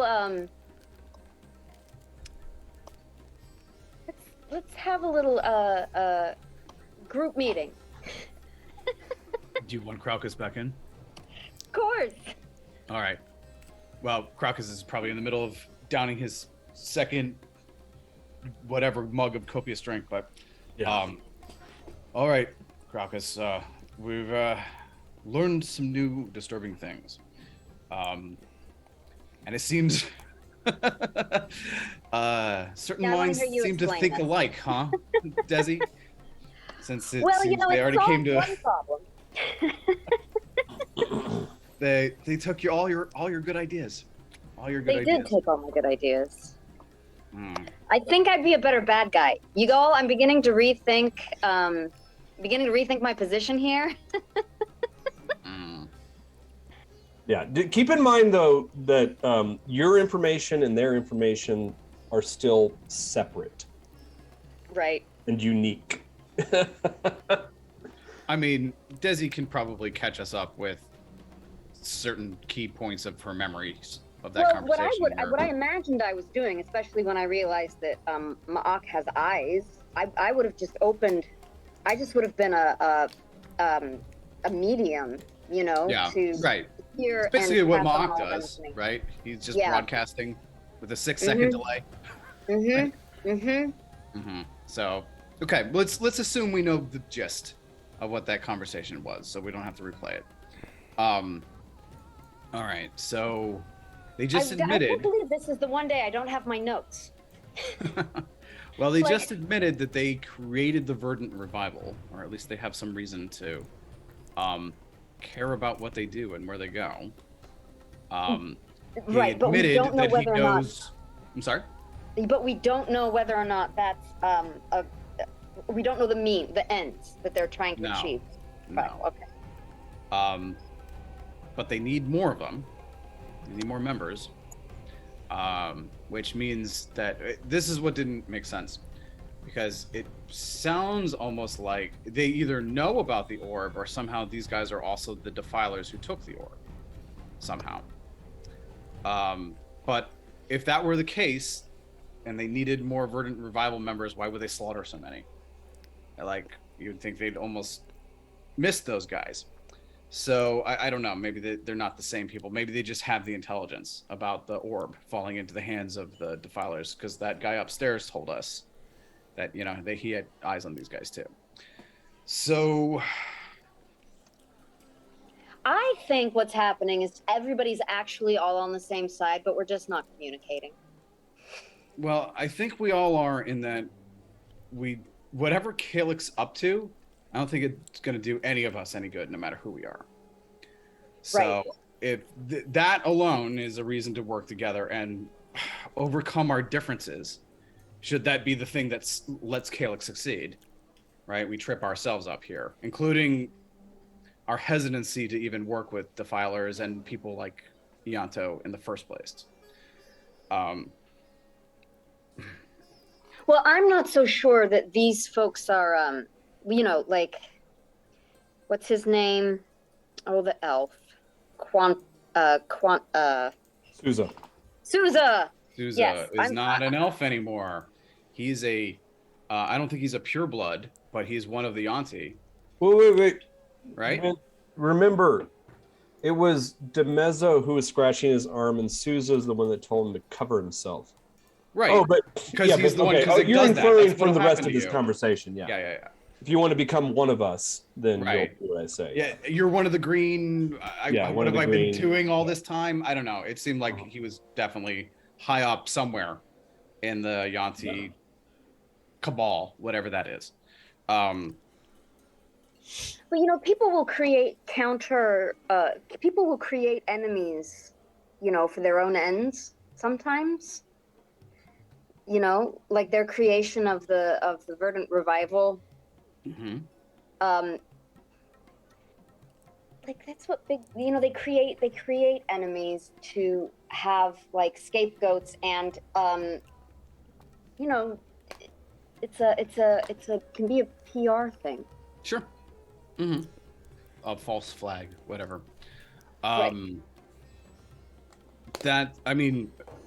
That bears further investigation what their ties to the Verdant Revival are.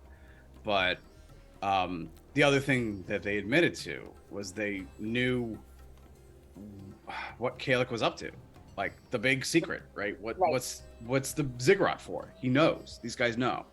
And they know what's going to happen. If there's anything worth learning, it's that. Yeah. Question is how.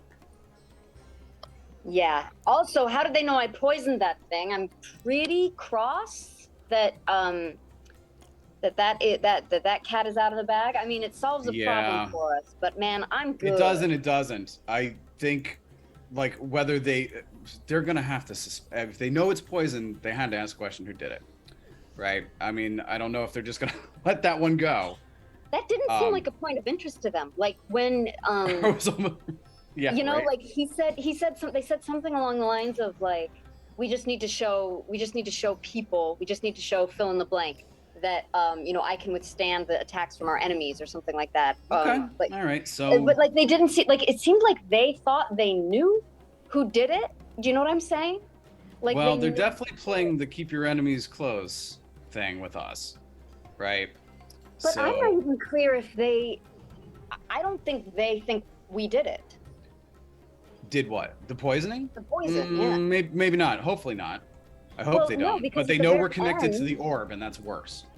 But they said, yeah, right. And I don't know how they know that. How do they know that? I don't think they know. Well, the Defilers knew, so they could be. Anyway, Right, the Defilers know, right? So who are these guys? How are all these guys fucking tied together? Like, what are they doing? I You know? swear. And where's the goddamn picnics orb? in the park? Give me both of you give me insight checks. God, yes. Alrighty. Yes, give us a. Because I also feel like that was such an information dump that my brains are just scrambling. Yeah. Do you I think was you kind of have- free forming that a little bit. So Do you yeah. have 18 for Mock. 18? inspiration beads? Oh, God damn! If you have if you have inspiration, use them. I'm gonna use an Mock inspiration doesn't, bead. and, I don't. I've spent mine. I do. Desi, you do have a blue inspiration. You could give yourself advantage on this if you wanted to. I need to because I rolled so badly. Or did anybody roll well? I rolled an 18. You might want to let it ride, but I'd Or rather, you if can- you got an 18, I'd rather not. Not? Okay. all right. I think 18 is good enough for at least you to think. Could Baprazah be somehow connected to Bloody hell. their knowledge of this? Could Can we just have a moment of is silence? it on is the it eruption that possible Martha had in and mentioned that some name? weird scenario that Baprazah, whether or not he is actually Baprazah anymore and he's Shazar, Yeah, Shazar. was communicated any of this back to Halcyanto in an effort to gain some favor back? Like maybe well, get a he has no remember Baprazah any port of has storm. no allies anymore, Yeah. so he would be desperately seeking allies. Well, then in theory, he made contact with Kame, right? Before he'd contact the Mezzo. That Yeah, might be worth. possibly. And you still haven't met Kame. You still haven't, like, outside of just like Geza glancing. Geza met her. Yeah, I mean, just outside of like a just an introduction. You Well, haven't she was supposed to actually- be our guide. She was supposed to give us the grand tour. Well, she was supposed to be, but that wasn't like what We she let her off the fucking hook. But signed we up could for. always insist again if we want. I'm just saying, if Yeah. we want to talk to her again, it's like, hey, how about that tour? Show us the laundry room. I don't know. Yeah. You know? Absolutely. Yeah. So So anyway,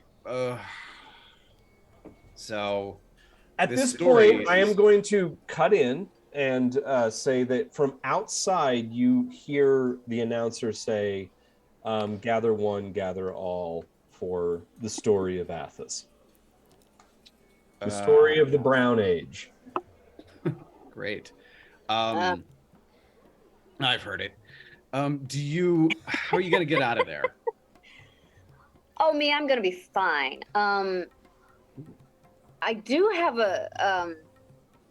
Would there be any, after they leave, would there be any benefit to casing the joint and trying to see what's down that next hallway? If you want to, it's fine. I they will want you to? try. Yeah. Alrighty. Just give me another stealth check to. Do I get Yeah. advantage? Yeah, because now that everybody is like all attention is being focused towards the outside, the guards have turned their attention back that way. So go ahead and give me stealth advantage. 19. Huh, that's funny. So you move your way over here, and we will open this up. More stables. More stables. These stables are actually completely unoccupied. It doesn't look like they have been. It's probably been a few months since they've actually been occupied by any kind of creatures. Granted, it's hard to tell. You know that you guys have surreptitiously harmed the operations of House Yanto quite a bit. You destroyed an entire caravan, so theoretically, the lack of occupancy in these stables could be somewhat related to that. Sure. Well, they're missing. Was it 10 kanks? Yeah, Right? yeah, it was a lot. It was a lot, like that you took out. Because there was like 5 wagons and each had 2 kanks or something. There were 3 wagons. Each one had an Inex, and each one there were also kanks and crodloos. Oh no, there was 2 Inexes because we sold them to the Golden Inex. Yeah. You sold the Well, you sold 1 Inex. Right. Okay. That was the birthing mother that you got like top dollar for. That's right, because we rolled up nat 100. You can start to sneak your way through there. Meanwhile, back over here, Craucus, you're able to make your way over along with the rest of the group. I'm not going to do too much in terms of this map shit now. Also, Ma'ak, if you want to exit out I'll come to the courtyard now. Okay, so you can come out in the courtyard. I'll meet up with Craucus. That's great, actually. Desi, you basically have free reign. There is actually, I don't think I have it shown here, but there is a door between the stable and this room. And in here, you can come into what is ostensibly the warehouse of House Yanto, and it is pretty fucking barren. There's not much in here. So you get a sense right off the bat, I'm not going to make you roll. Yanto is running on fumes at this point, as far as like actual mercantile goods are concerned. There's not much in here. From there, the only other path forward is heading out back into the courtyard, but these doors are closed, and there's a giant bar on the inside on your side of the door. So you either like try to sneak your way out through there, taking the bar off, or you make your way all the way back around somehow. Well, I don't want to go past those guards again. And there wasn't an exit from the second stables that I entered? There were double doors there, but those were also closed. This whole southern portion was closed off. What was it barred though? Yeah, that one was barred on the inside as well. Oh, bloody hell. Then I reckon I'll just, if there's no experience to be gained, like if this was... You could always go, like, I'll just give this to you. You could always go back into that southeast tower and head upstairs. Oh, let's do that. Okay. So you go through this door, head upstairs, and we will turn on our second floor again. Give me just a second.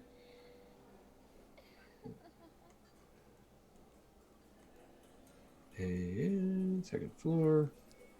And we are going to turn that off. Boom. Okay, so you head up into this tower, which is actually completely empty because no one's actually supposed to be down in this area of Fort Yanto. And there is a door that leads up onto the wall on the eastern side, and there is a door that leads to the southern wall parapet of Fort Yanto. And of course, there's arrow slits all the way around that you can look out onto the surrounding terrain. Yeah, so which way I'm gonna try to get back to my clutch, which looks safest? Probably the northern door would be the most direct, because that will allow you to go back up to that northeastern tower and make your way back down and around. Do it. Okay, so what we're gonna say is like you come out that door. Give me a stealth check real quick. I'm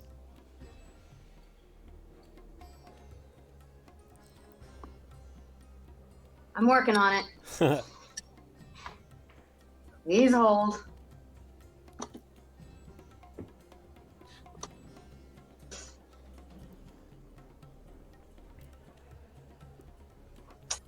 25. 25. Okay. Guess who is stealthy as fuck? You open that door super sneaky, and as you come out, you can see that there are several guards arrayed along this wall. They have not yet noticed you as you come out. You can see just to your left as you come out, there is a somehow like Ianto's staff has set a platter of food next to the door, theoretically, I guess, for the guards. And the guards looking out across the wall, out over the parapet walls, outward. You have maybe a couple moments to act before they notice you coming out of that door. Go right back in. Okay, so you go right back. You go right back in.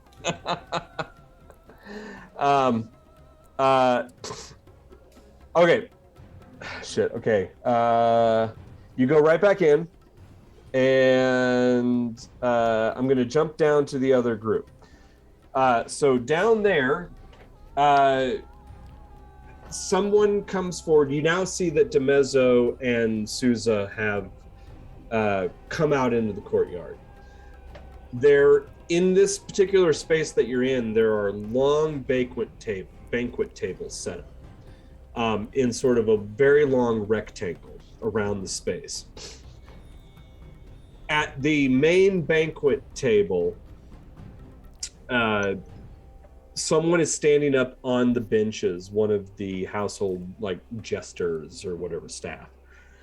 And they're announcing that this story is about to be told. And they say, welcome one and all. Thank you for coming to today's festivities. We now would like all of you to take a seat, and before dinner will be served, we would like to regale you with a tale from the Verdant Revival. This group of young, social upstarts who have come to Tyr to change the way we see our place in this world, who have come to bring equity and inclusion to all. Let us now hear what they have to say about the lands of Athos and its history, and what may come one day. And then you see what is basically a you've never seen this individual before, but they very much look like all of the other members of the Verdant Revival that you've seen. They're clean shaven from head to toe, and they wear the green sort of halter top kind of wrap around the chest, and then the kind of pale blue skirt or shawl wrap around the waist. And that's it. And this individual steps up into that place and in a very kind of lilting voice calls out to the group, and at this point everybody's still chattering away. Give me just a second, because as they start to address the crowd, everyone starts to quiet down, and you just have one musician start to play on a stringed instrument. And the individual begins to speak. Now back up to you, Desi. You're back in the tower. You can hear the music begin to play. You can hear this happening. What do you do at this point? How does the other way look? Heading out that doorway. You're lucky. Actually, there's only one guard, and they're posted up all the way at the other end, and they've taken this opportunity to fall asleep against the parapet wall. Can I take the opportunity to sneak down? Yeah. So you can give me a sneaky sneak roll. With advantage because he's asleep. I will give you that. Yes. Yay! Okay. What'd you roll? Getting to it. Man alive, 27. Oh, shit, yeah. Okay, so we're just going to say, for sake of argument, eventually you're able to make your way back down to the courtyard. It's going to take a little bit of time, so much of this story, you only come into maybe about the second half of the story, but through metaconcert and them recounting it, you can get up to breast. So this individual takes the stand, steps up on the central table, basically the seat where DeMezzo will probably end up sitting. And they say to you, "Good people of Tyr, you are loved. I am Emerald. In the days before I found the Verdant Revival, I was... Oh, shit. Hold on a second. I was Jesse... Yeah. In the days before the Verdant Revival, I was known as Jesse Ying. And this individual is obviously an elf. They stand over 7 feet tall, lithe, lank body, deep bronze tone to their skin.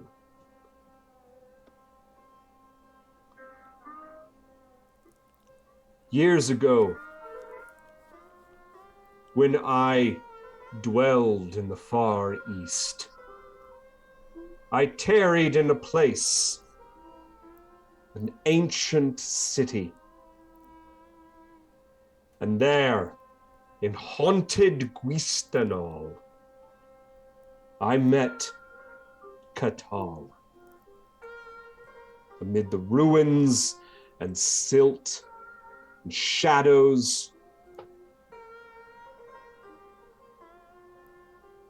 he was a voice, a presence, a creature of the way whose will remains strong even though his body has faded. Who are you? I asked. Catal, he answered. Catal the Mover. He spoke, but his words were silent in my ears. My mind heard them loud and clear. However, where may I send you? He asked.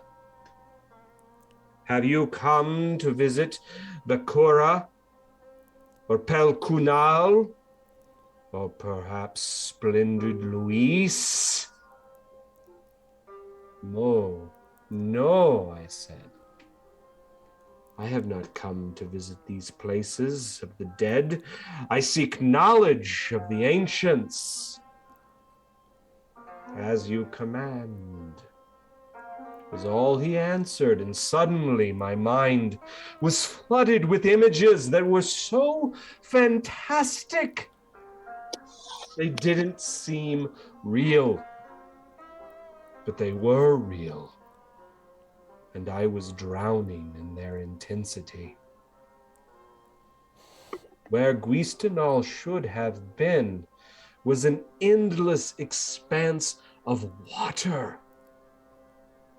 rising out of this unbelievable sea was a city of growing rock, populated by halflings. These were not the feral creatures that roam the forest ridge. These were civilized halflings. They lived in a place that makes even the grand cities of Nibene and Ram and Tyr seem like ramshackle villages. This is the Blue Age, Catal's mental voice informed me. It was a time when halflings were the masters of the world. Nature itself bowed to their commands. The scene shifted before me. The water receded, giving way to a ragged shore. Now the lay of the land looked more familiar, except where the sea of silt should have been. There was a sea of sparkling water. The sandy wastes were covered with thick forests. And the land looked like the forest ridge for as far as I could see. I recognized the walls of Guistinol, though they were new and solid, not broken and crumbling like the ones I passed through only hours before. The city was full of people, though not one of them was a halfling. I saw humans and elves and dwarves, along with a score of creatures I couldn't identify. Some were small, with brightly colored wings. Others looked like thin dwarves. There were so many I couldn't begin to absorb all the details. This is the Green Age, after the rebirth, before the time of magic, the mover explained, though I barely understood the terms. This was the time I was born to, a time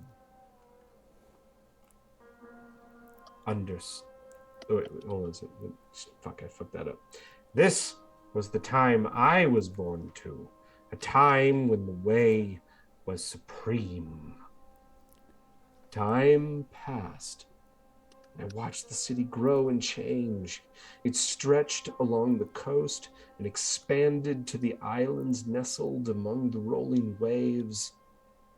Castles became keeps, keeps became fortresses, and stone towers reached higher and higher into the sky.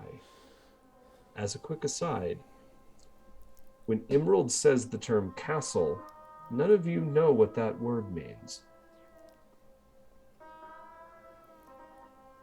Soon magic joined the way, and the two sources of power worked together to turn Guistinol into a paradise.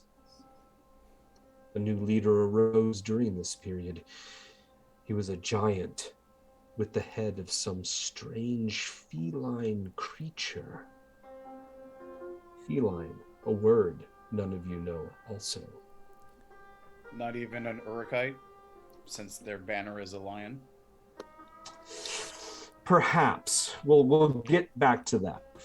And also I'll give you some, I'll give Ma'ak. Ma'ak might know the word castle. Well, Ma'ak wouldn't know the word castle, but like he might know what you were talking about from another whatever. Anyway, so, having said I would so want to meta concert and let this guy share his memories of these experiences, but a new leader arose during this period. He was a giant with the head of some strange feline creature, and the people loved him. They built statues of this king and dedicated temples to his name. All the varied races lived within his domain. Guistenol was a city of harmony and happiness, of peace and tranquility like I had never dreamed of. Then the Ravager came. With an army of humans and a thirst for conquest, the Ravager attacked Guistenol and its giant king. I watched this fierce battle rage, trembling in terror at the power I witnessed. The giant king was a master of the way. That much was obvious. The Ravager commanded the way as well, but he also wielded sorcery. In the end, the Ravager claimed victory, slew the giant king, and became the first sorcerer king of Guistenol. This was the start of the cleansing wars, Catal said. The sorcerer king raised armies and marched to slaughter the races created during the rebirth. Guistenol's armies, led by its new king, ravaged the land. As more and more sorcery was used, more and more of the lush countryside withered and died. The races I couldn't identify were systematically wiped out as I watched the years roll by. The land became more desolate, but the wars finally ended. At this point, Emerald is crying, tears streaming down their eyes. So began the age of the Sorcerer Kings, the mover intoned. An age that still exists, but is rapidly diminishing. What became of the Ravager, Catal could not say. But deep within the sleeping city of Guistenol lies the source of life that shall restore Athos to a verdant age, when nothing is left to burn. Life will spring anew.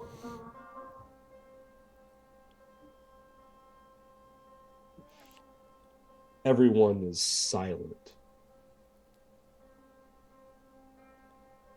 until finally someone, and they start to cheer for the story. And Emerald steps down, and the hubbub of the party begins to once again resume. Can I make an insight on DeMezzo and Souza while this is all going on? Like, are they watching the speaker? Are they watching different people in the crowd?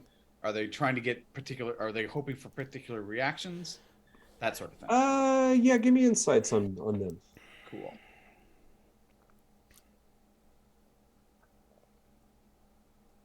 A 17.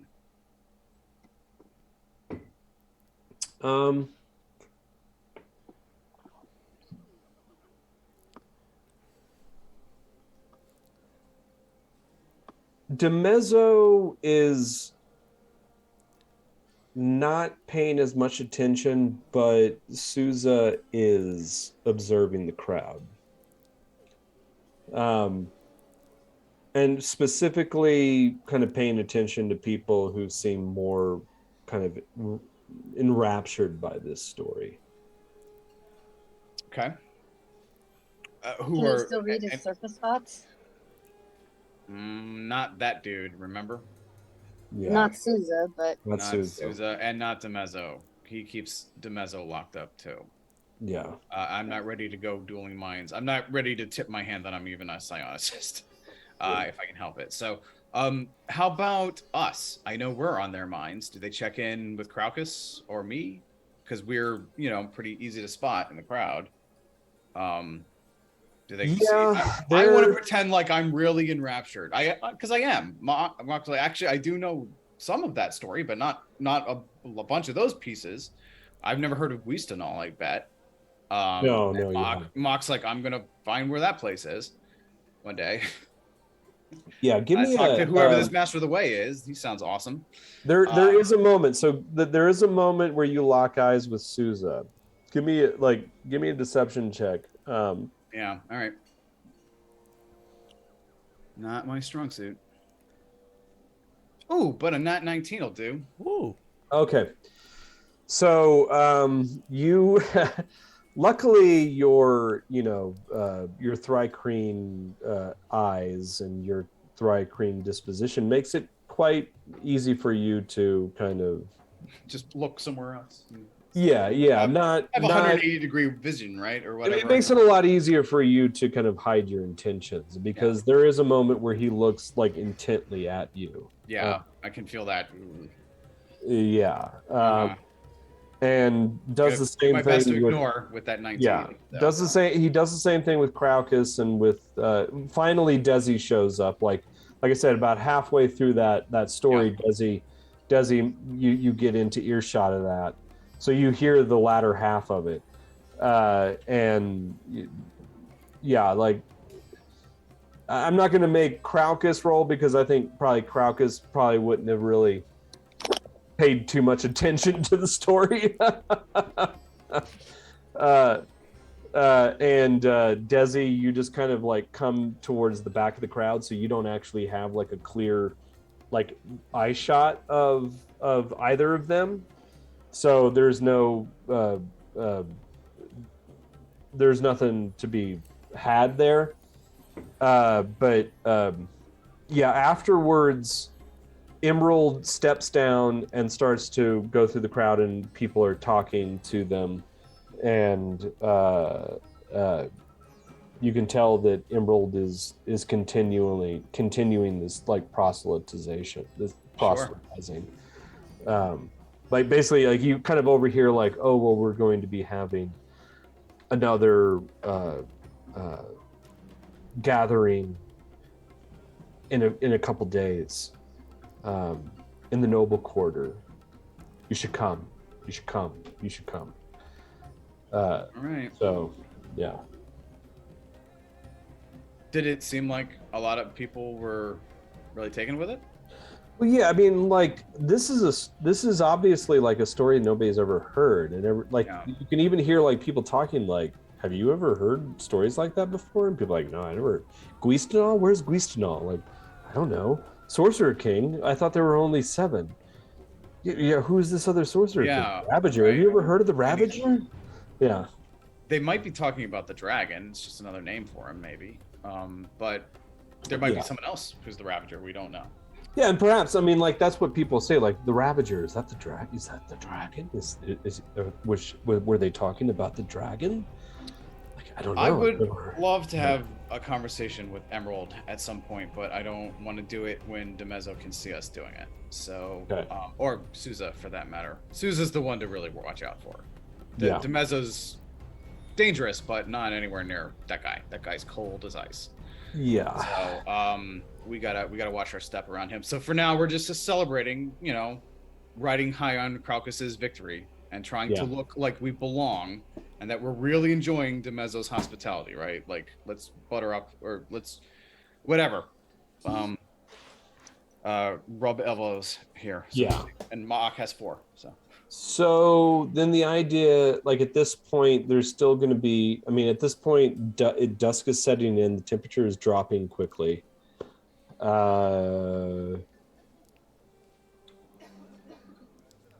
People are starting to settle into their seats where they're going to be have this final feast. Are there assigned seats? Yeah. Yeah, so like at this point, like Because Kraukus just won that fucking fight, right? Isn't he like up at the main table now? yeah, so staff comes through and they start to tell people where their seating assignment is. DeMezzo and Souza and the rest of House Ianto sit at Pride of Place in the center of the table. So even you finally see Strabo Ianto being brought out on a palanquin. And he is very much the image of a decrepit, bloated, decadent old man who's drank too much wine, ate too much honey, and had too much farrow fruit, and probably has been oversexed his entire life.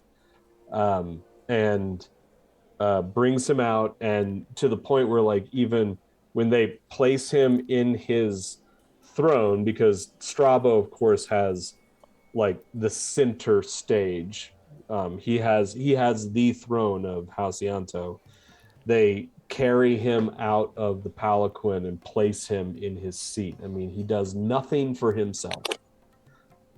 And then DeMezzo sits to his right. Kame sits to his left. And then there's a couple other House Ianto family members that sit astride them. And then to either side, Kraukus and the other gladiators get arrayed. Do we sit with them, or are we placed elsewhere? No, you're sat at the table. So if we look at the map, those two big doors that entered into the stables, they get closed, and that table is in front of those doors. Okay. On the opposite side, against the back side of the house, the inner palace, is another table, and that's where you are sat. So you're sat directly across from them, so you have direct view towards them. These tables do not have two-side sitting. People only sit on one side. So the inner circle that's created by these tables is open, ostensibly because there's going to be entertainment during the feast for everybody to observe. There's also fire pits that are now lit, and immediately dancers come out and jugglers start to, and then everybody slowly starts to make their way towards their seats. So yeah, you are quite a distance away. I mean, it's going to be about, like, from where you're sitting to where they're sitting is about 20, 25 feet or so. Okay. But there's a big giant square of tables made up around this entire area. Remind me, do you have an antidote for the farrow fruit poison? Nope. Is there anything that we can do for our gladiator friends there? If they're about to eat it, is there anything you can do to help them through that? Or are they all... I mean, it's probably too late. I don't know what else to do other than...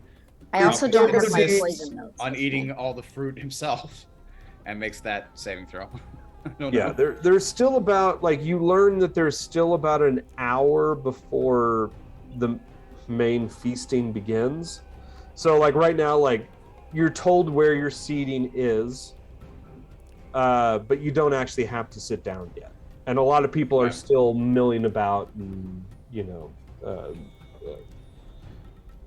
conversing. I mean, this would be the time to slip mingling them an antidote, but we don't have one. So, is there any other way to neutralize that poison? I don't think so. Like, I don't have my poison notes with me, but I also think that poison that I used on that, I think that was the poison that was gifted to me. Does that sound right? That was Yeah, it gifted was. to me, I gotta pee. which means that I didn't even make it. I think it might have been a level above me, so the odds of me being able to craft an antidote are pretty poor. It was a major poison, major ingested poison. I can't remember if she gave you an antidote. I feel like there was No. something like that, but no. All right. Well, No. remember that the poison that was given to you was a major ingested poison. It's a fatal poison, so like the chances of surviving is very slim, and it takes an hour to go into effect. So it would be ingested, and then an hour later. That was part of the idea. Was like you get this poison, and it only goes into effect an hour later, so you have a certain amount of deniability with it. And the poison itself, the fruit itself, is not meant to be like they're not going to be eating that until the idea is it won't be that won't happen until midnight. Yeah, and then they'll die an hour later. It could have been anything. Yeah. So, Yeah. all right.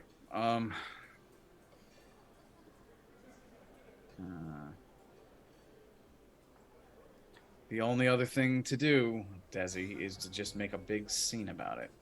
Don't eat that, it's poison! Can't you see? I have this wild talent, that's how I know. It might squirrel it up, but it'd save their lives. That's the only thing I can think of. Is Or Crocus in danger? Crocus, well, from what was being said, Crocus wasn't. From what was being said between Souza and DeMezzo, Crocus wasn't going to be one of the people invited to eat the pharaoh fruit.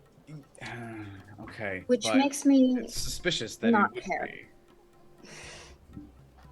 I mean, that only makes sense because they know it's poison. Right? Otherwise, it doesn't make sense. The Crocus is... Everybody knows Crocus is the reason they won. Everybody knows he's the reason they walked away. What he doesn't get, everybody else gets the prize, but not him? You They know, can make that up doesn't an make sense. excuse. So, unless it's poison, right? In which case, it's like... Then it's like, don't do that. You know what I'm saying? So... or we let it happen, and you know, just tell if Crocus if they end up having to, you know, give Crocus a piece, we'll just tell him not to swallow it. I don't know. Or we say Crocus is injured. Crocus has to go to the infirmary, and is gonna miss out. I'm actually kind of fucked up. Are you? There you go. Yeah, I'm well under half. Yeah. Would Char have seen to his wounds at some point? He was in But the we need stands. him to not make it easy. We need to take him away Yeah, and all right. incapacitate him. All right, well, Crocus, then, you're in this meta concert still, so sorry, like, we're not talking around you. Imagine, like, when the time comes, rather than eating the pharaoh fruit, you suddenly your injury that you've been a tough guy about all this time suddenly acts up, and you have a cramp. Or just you go fall now. over. Just give Just us a go big now. performance. Yeah. Just if we have quarters and we can we can take him out and assure he won't be there, then there doesn't have to be any suddenly, you know, like Well, we need to take care of our guy. Let's take him somewhere private. Unless there's something else to be done, and like I need to make a face, I would go and retire and like have drinks and, you know. Yeah, Get except my wounds those tended to. gladiators are not going to want to leave your side, or they'll get assassinated. You guys are Right. telling me that these gladiators are going to get killed after we freed them? I They're think gonna be DeMezzo does not we overheard a conversation where it was like, what are we going to do about them? They should have all been killed, you know. So what I think we should do as the House Dorada is sort of offer to take that problem off their hands. Let them think that we'll kill them out in the desert somewhere and he'll never hear from them again. And to our purposes, that'll be half true. We'll never hear from them again. Right? Okay. So you guys are telling me that we're not we're not going to be killing them. Right? I think we tell Crocus that we're not going to be killing them. That's yeah, I want to clarify what you're Yes, trying to tell yes. Crocus, because Crocus Right. is... I think I think that they probably have valuable information. There's a reason DeMezzo wants them dead, and it's because of what they know. So, like, let's find out what that is. You know, at least, you know, I mean, Ma'ak, they're not in his clutch. He doesn't care. Ma'ak doesn't care. But Crocus, you made Ma'a with them. You fought with them, and by extension, that makes them in his clutch. Yeah. So And Ma'ak would, like, take them on. It should also be. Could It should you also insist? be. You know what I'm saying? It should also be noted that ever since you came back into the compound, guards of Halcyanto have been uncomfortably close to all of you. Like The gladiators. Yeah. Like easily, like very close, like keeping a close eye on all 5 of you. Especially the 4 Halcyanto gladiators. Sure. So you guys, tell me exactly what you're telling me, please, so I can. All right. Well, I would say, Kraukas, we think that Halcyanto is going to want those gladiators you fought with killed. I think they want them killed because of the secrets that they know, whatever those are. The Yanti likely knows something about the silk trade that they would rather her not know. Those dwarves, maybe they're involved with the obsidian. We don't know. The only way to know is to ask them, and we can only do that in private, out of earshot of all of these people, or through the benefit of meta concert. But this is not the place to do that. So I think you should ingratiate yourselves to the gladiators as much as possible and keep them safe. They won't murder them as long as you're around. But should you abandon them, should we need to take you away, for instance, we know this fruit is poisoned, yes? They may offer it to you as victors for this fight, and that would be Demezo's way of getting rid of them. We don't want that to happen, right, if we can help it. So, or at least I would assume you would want that to happen, yes? So, I think, for now, just keep them close, right? But don't warn them. I mean, I'm sure they already know they're in danger. But let's not tip our hands to people outside our clutch what we know about this poison. Yes? Yes. Well, all right. They certainly know. They certainly at least believe that their lives are in danger, and that because Vren says this to you, Kraukas. Like, he whispers to you and says, Kraukas, I don't know what they're planning, but I do not believe that me and my companions of Halcyanto here, who fought in this fight today, are meant to survive this night. You have to help us. We have to get out of here, one way or the other. I don't know how we see through to the morning otherwise.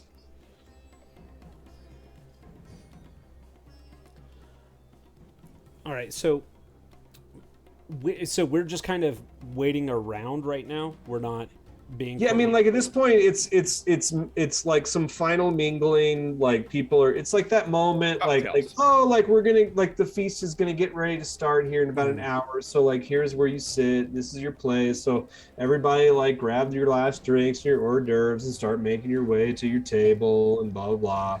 You know, like, so, like, you've got an hour left before the feast begins. Okay.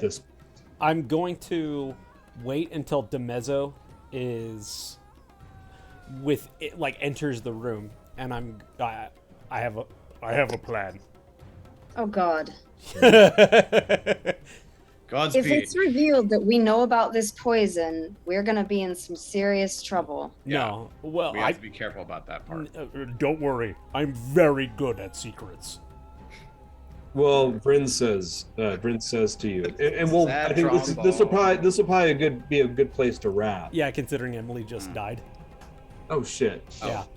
I'm here. Here. No, Emelie's not dead. Voice, but no. Whatever. Anyway, okay. He says, if you can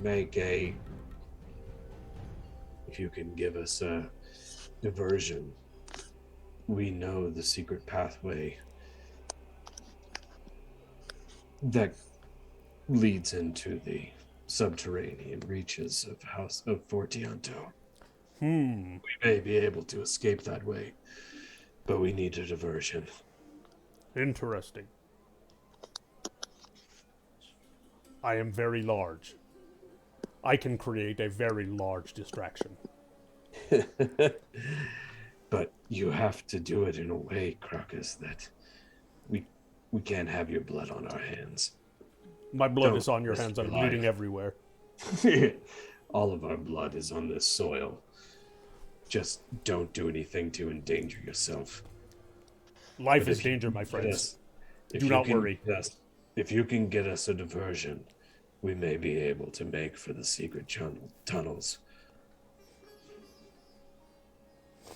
You share that with Ma'ak, Crocus? Yes, they yeah. So in Metaconcert, there are holes underground they think they can get to. I just need to be big and make a distraction. Don't worry, I have a plan.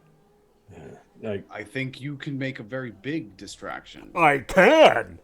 Tell them we'll help them do that, but I'll go with them. I do not know if these tiny holes will fit you. Ask them if they think. Tell them I'm a very talented hunter. Okay. I lean over to Vren and I whisper, "How big are these tiny holes? Can a big bug man fit?" I mean, they're not tiny holes. They are like actual passageways. Oh, okay. And then I stand up and stare straight ahead. They say the big bug man can fit. You are clear. Good job, Crocus. I'm very good at communication. Vrin does say, the only concern that we have is the Overseer. The Overseer? The one who controls the obsidian works down below, where we'll be going through. Was the I Overseer? don't know what he is, but he's not. He's unlike anything else I've ever seen in Athos. Okay. Black reptilian skin. I've never seen his face, though. Okay. There is a in Metaconcert. There's a black lizard man. They call him the Overseer. They are scared of him.